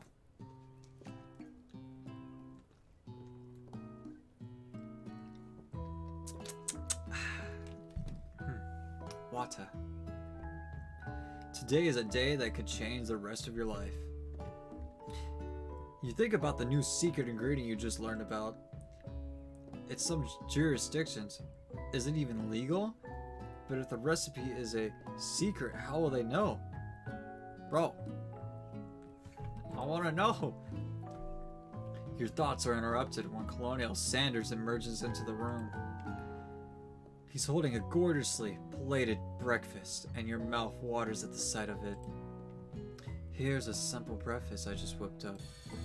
It's meticulous. Damn, that looks good. You taste Colonial Sanders' food and it takes you on a journey. When you return, he's waiting to ask you for an important question.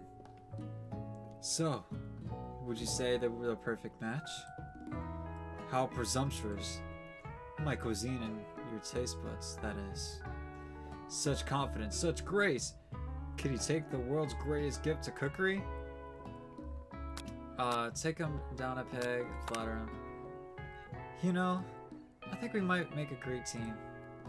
A single tear begins to pull in the corner of his eye and gazes out the window. And with this right business partner, I know I can't fail. Business partner? Could he be talking to you? It's all happening so quickly. Overcome with emotion and confused by your feelings, you're on the verge of tears, unable to speak. The only answer you could find is to run out of the door and get home. There's still one more day of school after all. The University of Cooking School. Academy for Learning awaits no more. You get home to find something very surprising. Your best friend is there waiting for you. Where have you been?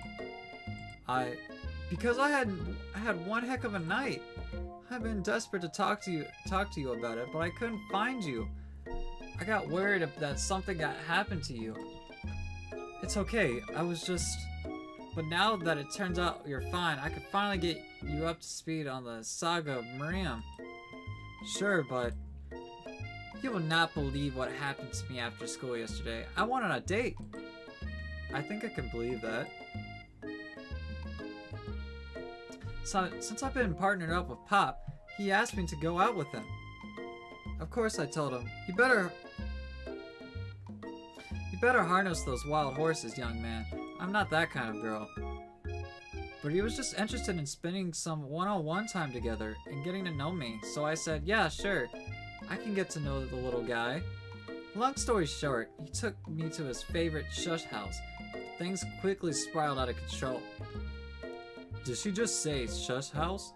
Is that a thing people just say? What is that even referring to? And now, I'm really not sure where we stand. You don't give Miriam time to tell her the whole story. However, bottling up the details of your own night is just too much to bear. And I went on a date too, back to Colonial Sanders' house, where I spent the night with him. You what? Nothing happened but the emotional connection. Wowzers. Miriam offers the support. Together with your bestie, you feel like you could do anything. When you arrive at school, you encounter your rivals in the quad. And you could tell from a distance that they're picking on Pop, though he himself might not quite grasp the fact. Because, you know, he's Pop. What a swirly, it sounds delicious. Uh-oh, it's great. I'll order you up one right away. I'll have my swirly with sprinkles, please. Sprinkles is a dog and a tree. You can get your swirly dip too. Why don't you pick on someone else? Why don't you pick on someone your own size? Because I'm literally the biggest person at the school. There is that horse. Oh, wait, hold up. There's that horse that Colonial Sanders riders to school. But who would dare pick on such a gentle and beautiful creature? Ugh. You got some nerve, Leno, suggesting I pick on Defense's horse. Now you're twisting my words, and I won't have it. You clench your fist, but in the injury from yesterday's mixer accident makes you wince with the pain. Doesn't look like you can go on cooking like that. Might as well just give up. I'll never give up, ever. Colonial Sanders arrives just as he appears things are closer to a boiling over. A naturally intuitive person, he senses that something has been going on. Is everyone excited for the final day of school? Limo, how's the hand feeling? I'm sure you'll be back in fighting form by this afternoon. Aren't you concerned about my hands, Colonial? Yesterday I almost broke my nail winning so hard. Technically, I don't believe a winner was decided, but your presentation was quite impressive. What is he doing complimenting her? But what about the flavor of my delight? Warm, gooey chocolate sauce. It was clear that your passion was about how your food is received. That's a lot of words to say. It was bland. Excuse me, Limo? I am more than capable of enough to speak for myself. Maybe you could tell me more of your thoughts as we walk into class, Colonial. I'm always interested in discussing the fine arts of foods. See inside, Lemo. Annoyed by Colonial Sanders inevitably to see Ashley for who she knows really is, you walk across the quad to get some distance. In an attempt to distract yourself from how slighted you feel by that interaction with Ashley, you take out the spell book you recovered yesterday and start flipping through the pages. Well there, that book. Looks like bad news. It's just something I found lying around. It would appear to be some sort of grimoire, but I don't really believe in that magic stuff. A grimoire? Like a book of spells? I don't know. Who would spend so much time decorating a magic book if they weren't really powerful? I can think of one some surefire way to find out. You open a page to covered with arcane warnings. Cast only in case of extreme emergency. It says around the edges of the page. I could use the spell here that says it will erase anyone. I chose from all of my memories. If I scrub out Colonial Sanders, it would probably help me focus better on coming the final exam. Yeah, what's up, Watermelon? This title confuses me. It's something. That is way too drastic. Couldn't you do something else, like anything else? Not rooted in dark magic? Maybe tie a string around your finger? Okay, fine. It is drastic, but desperate times call for desperate measures. You've got a memory erasing spell and sitting right in front of you, and a pretty good excuse to try it out. You know what? I wouldn't risk it. You take your friend's advice and put the book away. It's almost time for class. Sprinkles is already in the room, waiting for the students to arrive. He clears his voice to make a quick announcement. I want you all to know I feel something of a dog bump coming on, but I assure you it's nothing to be afraid of. His cute little nose scrunches up and begins to breathe quickly. Must be hungry. Our dog's gonna be rather unpredictable. Sprinkle stops in his tracks. He focuses on the window. The room is deadly silent. When you follow his gaze, you see a tiny orange squirrel perched on the cherry tree outside. Sprinkle turns feral and runs to the window of the classroom. He begins barking uncontrollably at the squirrel outside. Terrence, I told you never to come back here, Terrence. I will destroy you, Terrence. Sprinkles is barking ferociously, jewel flying off his face. The squirrel looks over, but he doesn't say anything back. You wonder, is that even a talking squirrel who named him Terrence? You better not show your chubby cheeks around here ever again. After Sprinkles is satisfied that his presence has been felt by not only Terrence, but only other squirrel in hearing distance, he returns to his professional tone. I apologize for the outburst. This actually brings up an important point. Thank you, Lemo, for reminding me to dole out this indisputable bit of wisdom. You see, but before you can go any further, Miriam's love drama spills over into the class. I told you to save it for after class. Oh wait, oh crap. But I miss you. We went on one date, Pop. How can you miss me when I'm right here? Pop's voice quivers as he pleads his case to Miriam. Every time I blink, you go away again. That's a really cute thing to say, Miriam. What happened between you and Pop? I got her in trouble and now she's mad at me. I didn't just get in trouble. I got yelled by Pop's mother, who blamed me for getting him banned from every museum we set foot in.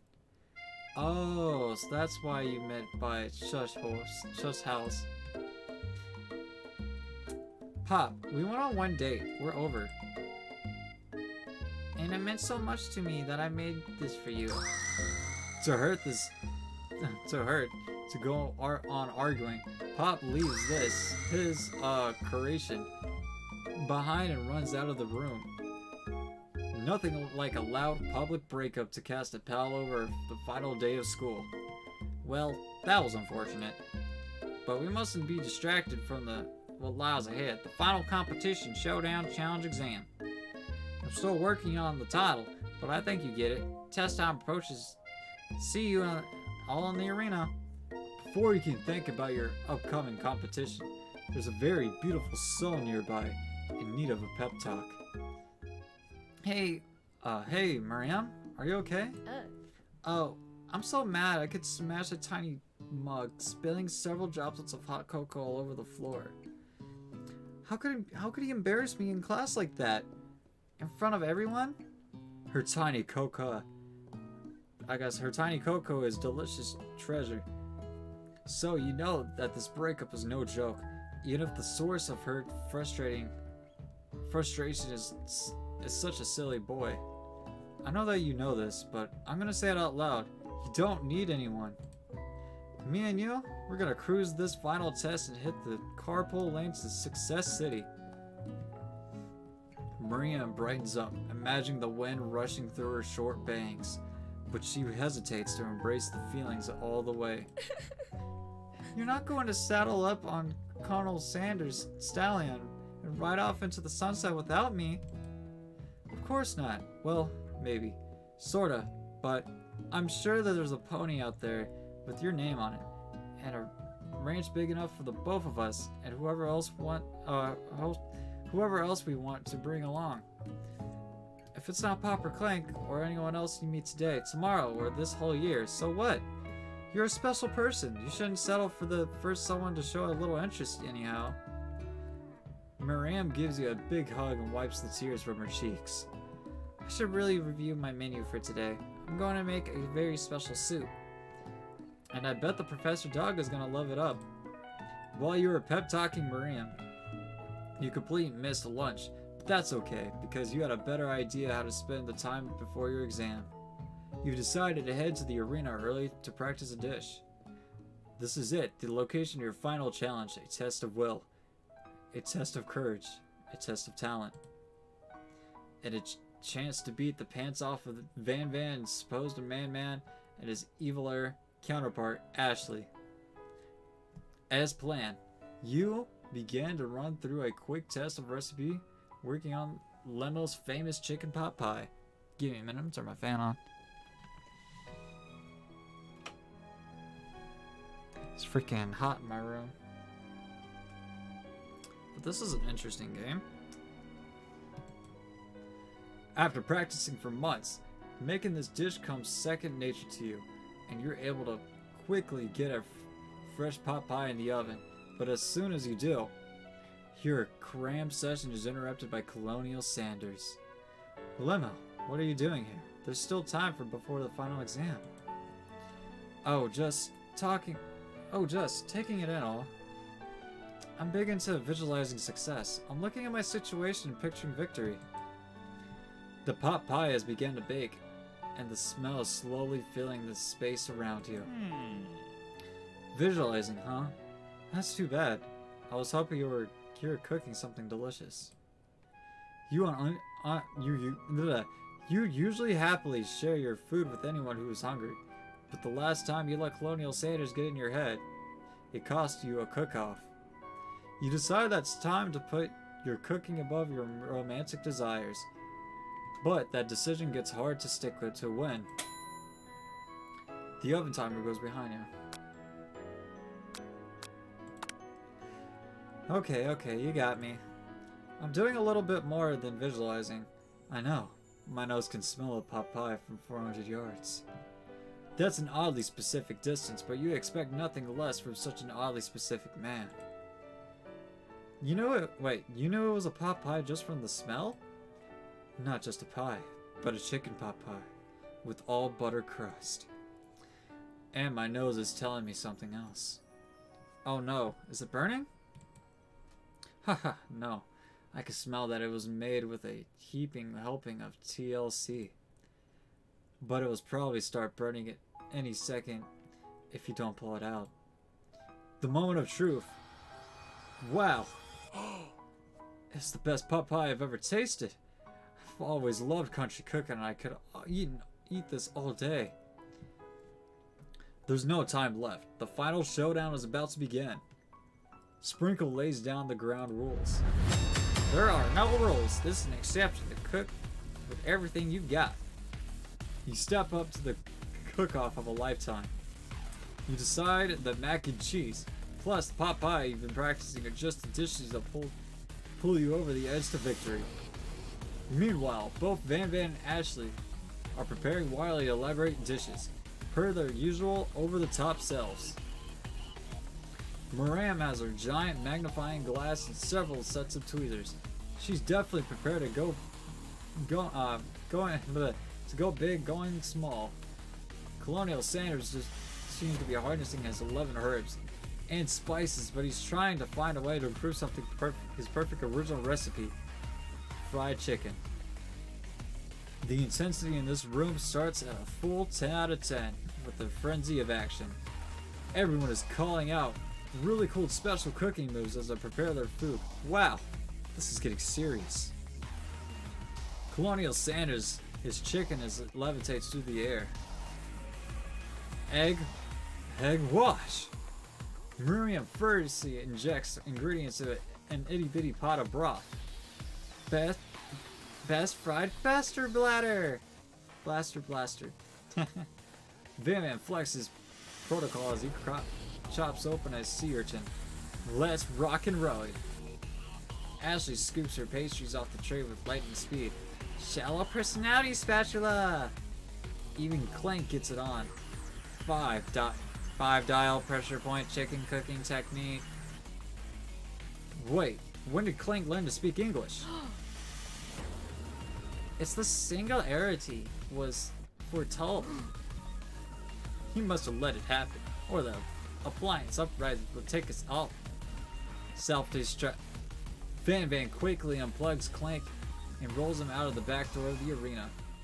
As you frantically prepare your dish, you notice Ashley has her spell book out, and she is going to use some dark medicine to turn the tide.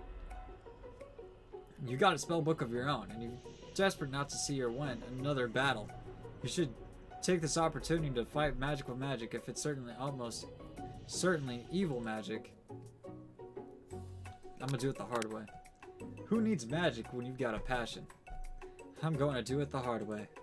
Colonial Sanders sees that you've chosen to win on your own terms, and he gives you a subtle wink from across the room.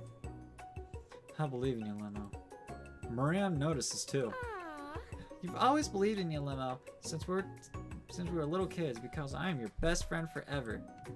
You turn to notice that Miriam is at your station, cheering for you. Miriam, what about your dish? If you're hearing cheering, who's cooking? Tiny food, short cook time. I'm actually already done, so I thought I'd help you. Oh, that's sweet, but Miriam tosses a handful of spices directly into your boiling noodles. It's the secret ingredient. Oh no. Oh no! However, she doesn't know that you lied about the secret However, she doesn't know that you lied and the ingredient was made up. And you were in the world. Where in the world did you get an eye of newt from? The boiling pot explodes, sending Miriam flying backwards. The watery noodles being in a swirl in the air, bubbling up in the dark cloud that thickens to congeals before your very eyes. It is I, Steve, the spork monster. Steve, wait, what happened to Borko? You're not here to battle with me, are you? We spork monsters are many. I think Borko had the day off, but you're conjured Steve, and I hate to battle, so I have to say you're doing pretty alright. Oh, hey, and you're in the middle of a cooking competition. I love this stuff. Better than TV, you crazy kids are, and your culinary skills really impress me. Mind if I hang out? I'm sorry, Steve, but I'm kind of in the middle of something. Do you mind? Steve, the spork monster, notices that you've got the Grimoire stashed beneath your cooking station. I see what you're up to. Crisscross some magical items and accidentally summoned me here, huh? Ha, yeah, you guessed it, sorta. If you're here, would you mind tossing me some fresh noodles in a pot of salted water? I'd love to. I've always wanted to be a top chef, actually. You know, when I was just a little spork pup back in the old country, You can feel spork monsters winding up to tell you a very long and involved story. You don't know exactly where they came from, but it seems like it's probably lonely there. Actually, you know what? Maybe you should watch from the stands. I really need to focus on this competition. I understand. It's kind of like that time in Monster School that I had fallen asleep during scare tactics class. When I woke up, You toss a serious stare at Steve, and then he takes a hint. never mind, I'll tell you later. Good luck. Having suffered this huge setback, you don't know how you could ever win. I can do this. I have what it takes. I came to win. Your hair turns mac and cheese orange as culinary energy flows through your body. My heart is pure. My heart is steady. My taste buds I've been preparing for the entire lives are for. Yes, Limo, you have the chosen one. You'll avenge me. The power that you've seen summoning immediately fades back out. You interrupted my inspiring monologue. Sorry. My heart is pure. My eyes are steady. My taste buds have been preparing their entire lives for this moment. I will show the world my cookery. You began to levitate off the ground. Energy courses through your body. You know with this power you can do anything, except turn back time, which would be super useful because while you were powering up, your chicken pot pie overcooked in the oven and can't be served. Yep, I am still going, Sonny. Don't worry, dear Limo. You may have suffered some setbacks, but all is not lost. Impressed with your fortitude, Colonial Sanders decides to have earned his support.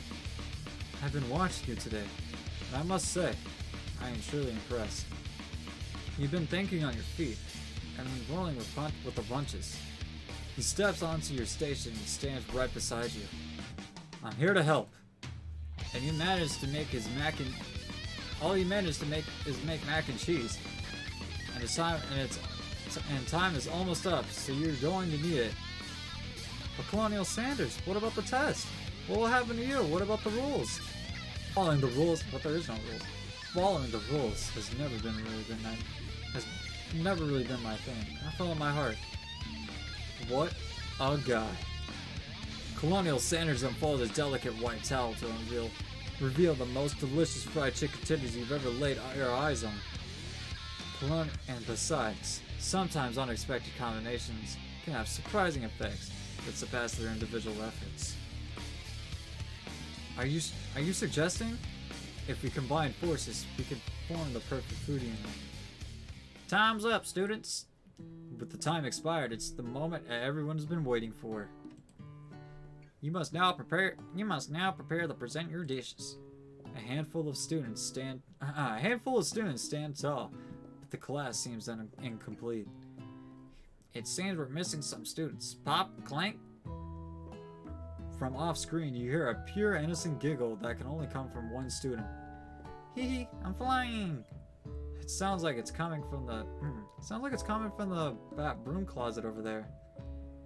Moran, would you mind? Inside of the closet, you see Pop hanging on a broom hook by the elastic of his underpants. Pop, get down from there right now. Let me guess, did Van have something to do with this? When someone asked for a wedgie, who am I to refuse? For how many are you streaming? It's only like 11:39, so it's still pretty short. I thought a wedgie was a salad. It looks like Papa's eliminated from the challenge, seeing how he didn't cook anything. I can't feel my legs. Maybe excused. Sure. You kids and your pranks, I must say, it's not the worst prank in UCSAL history, but it's not exactly yearbook material. Wait a second. Pranks? Pranks? Clank! Where did that pressure cooking roll off to? You wait here. You wait to hear a signature word, beep, or other onomatopoeia, but there's none. Somehow, we must have gotten unplugged. I guess we'll have to figure that out later. That leaves only 4 remaining students. Please collect your final projects. Yes, it has been a long semester. It's only been 3 days. Wow. 3 whole days long. But after days of hard work, the time has come for me to eat. Maram, please step forward. Now, describe your dish. I made tender udon noodles and savory soup. Ooh, wow, why is it so tiny? My word, it's so delicate. Is that the teeny tiny Naruto Maki I spy afloat in this Istabying bowl? Yes, Chef. Please call me Sprinkles. Chef is my father's name. Yes, Sprinkles. And some green tea made from baby tea leaves that I picked up myself.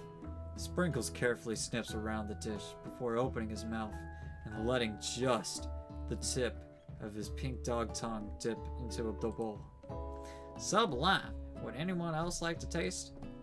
Oh, come on. I'm not the one of those dogs who doesn't floss. I even have a really cute electric toothbrush for dogs. I'm fine. I'll enjoy it all myself. And in a flash, the entire meal has been devoured. Not that it even took much. It was less than a thimble's worth of soup. A+. Rarely do I test a dish with as much love poured into as yours. Maram is overjoyed. She gives you a huge hug. Thank you, Lemo, for helping me to believe in myself. Van, you're up. Now, describe your dish. Hot made uni over smooth egg custard and axe human urchin shell, topped with the caviar. Ugh. Did you skewer one type of urchin with spines from a second, different color type of urchin? Yes, Sprinkles. Bit much, don't you think? That's exactly why I did it. A bit much is a kind of my brand. Doesn't it look cool? Sprinkles leans into sniffing the uni, but he can't get his nose close on account of all the spikes. He begins to paw it erratically, causing the custard to slosh around. Woof, woof, woof. Please be a gentle with my cuisine. Grrr. Finally, Sprinkles goes all in, tongue first, but he can't get it past all the needles. He reels back his tongue as poked and prodded. Youch, my tongue. The professor appears to be having an allergic reaction to the stink. I can't eat this. He keeping poking my tongue. Disqualified. A stunning turn of events. Who would have thought that serving food in a bowl made of needles could have made it difficult to eat? Dejected, Van does not go gentle into the fight. Disqualified? For glamour? Don't discount sympathy. This isn't the last you've heard of me. Before forcing us to endure his swollen tongue for another moment, Sprinkle graciously laps up a bowl of milk. I know. Yeah, I am a dog and I drink milk. Get over it. Sometimes it helps calm my agitated tongue. Next student, Ashley. It's time to step up. Now describe your dish. I made orange blossom Turkish delight and a light rosewater syrup, topped with French vinegar and conducted by sugar glass. That actually doesn't sound too bad. Indeed, it's quite delightful. However, I'd like to ask you, please refrain from eating it or attempting to taste it in any way. It's very fragile and meant to be display a piece. Don't eat the food at a cooking school? Got toast in your eyes or something, Lemo? I told you, it's a display piece. Ashley, I must say, it is beautiful. However, this is cooking competition cooking competition at a cooking school.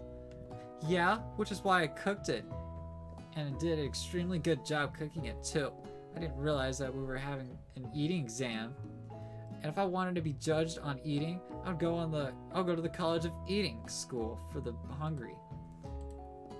I suppose you could smell it if you absolutely insisted, but don't breathe too hard. You might disrupt the sugar spiral. If the food cannot be eaten, it cannot be judged. You are disqualified. Rage overtakes Ashley, and she finally cannot keep her two-faced routine up. You wouldn't know high school and cuisine of it. You cooked it. Yeah. I don't know why. Sometimes I have hard reading. And with that, Ashley storms off to redecorate herself to being the best, but this time without being shackled by trying to be fake nice and liked by everyone.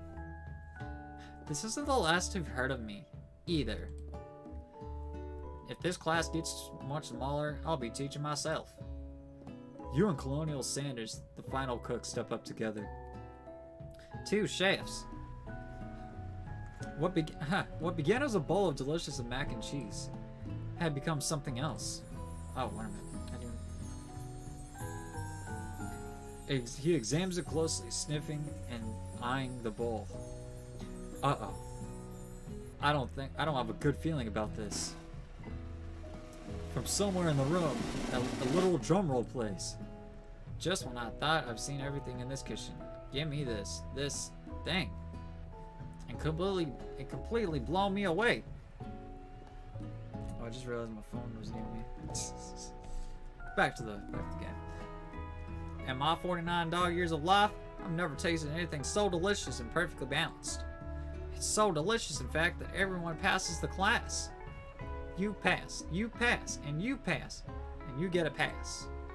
Everyone gathers around and partakes of the mac and cheese bowl.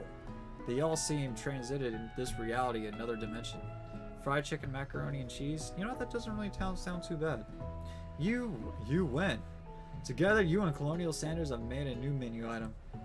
The new menu item is impressive. Even the Van and Ashley are drawn back by its majestic fragrance. When they gaze upon your mac and cheese bowl, they admit that you are indeed an excellent chef. Sprinkle declares that you pass. Everyone has passed.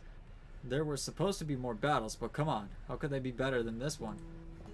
Now that the school year is complete and everyone has graduated, the students return for one last assignment to get their own groove on. The cafeteria is completely redecorated in order to serve at the site of the school's graduation dance. Compared to the massive high-tech cooking arena, the humble decor seems downright cute and cozy. DJ Dog is in the house! You knew that Sprinkles was a master chef, but he also has... hold up. But also a world-renowned turntablist who says you can't teach an old dog new tricks. Van and Ashley tell everyone that they've committed themselves to righting the wrongs they did while they were the villains. For a moment, you actually believe them.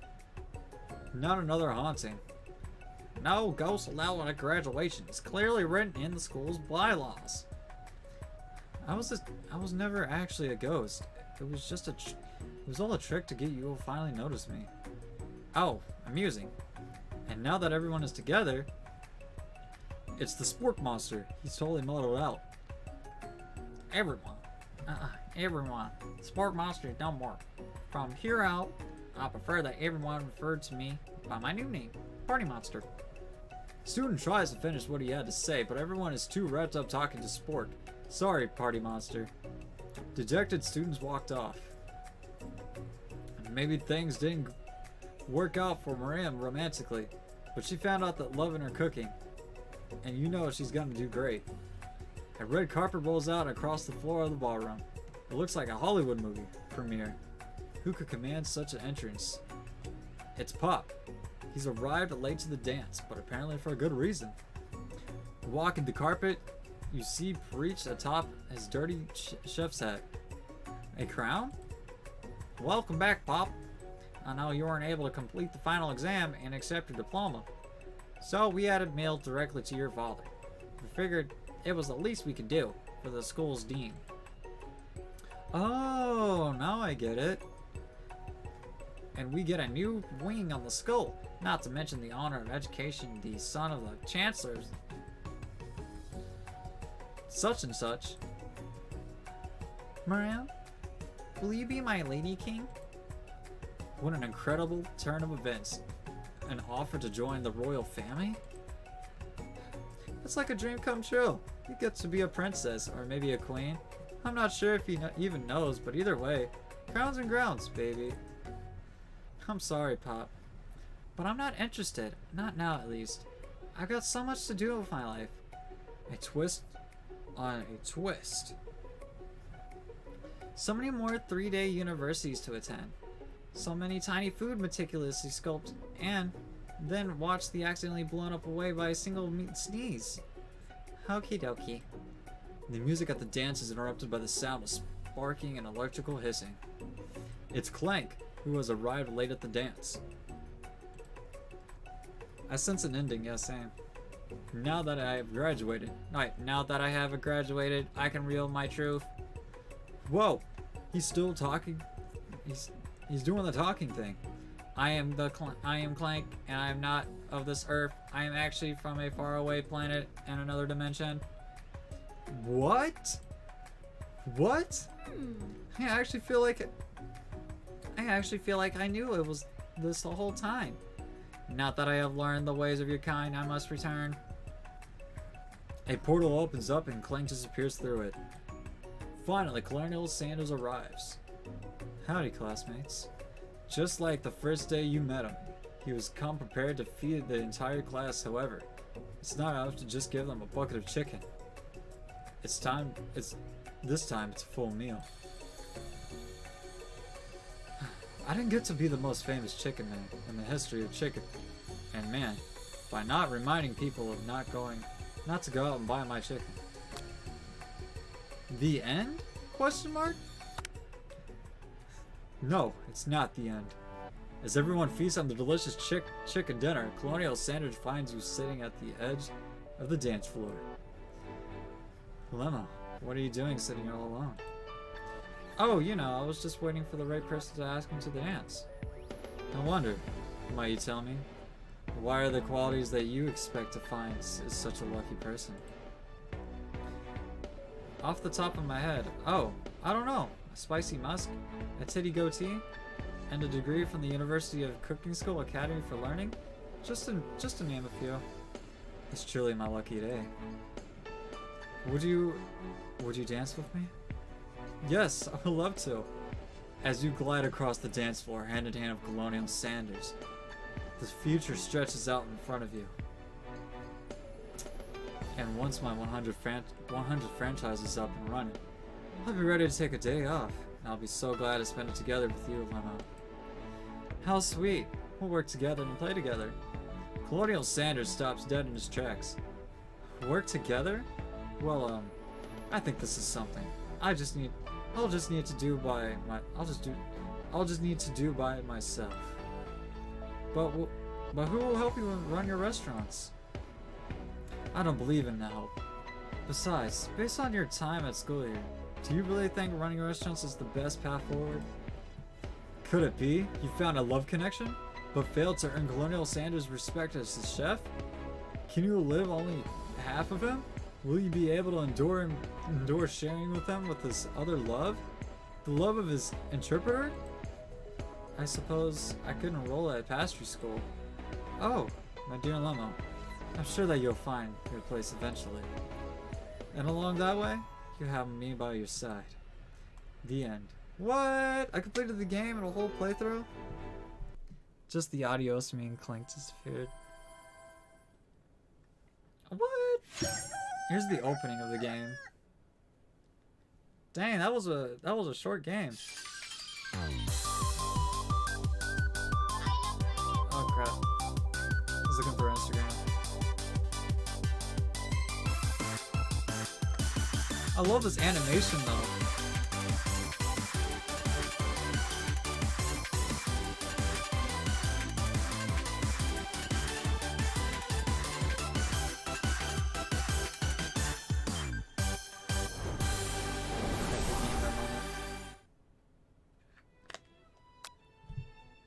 Well, these are all the credits to the official people. Well, that was a fun game. Well, thank you guys for coming out here today and watching me play I Love You, Colonel Sanders, a finger-looking good dating simulator. But yeah, wow, that was pretty good. So tomorrow, Animal Crossing Tuesday, as usual. But if you haven't already, and you like watching these streams, and you want to see me just play different games, hit a subscribe, you know? Click that bell icon. Make sure you don't miss out. And, you know, don't forget about these games. GG. Freaking, I personally haven't eaten KFC in a long, but this game really made me want to eat some fried chicken. So, yeah. Yes, I'm going to exit the game. There was more than dating. Yeah, there was more than dating. All right. Wow. Well, I'll see you guys later. And this is the Burning Lemon.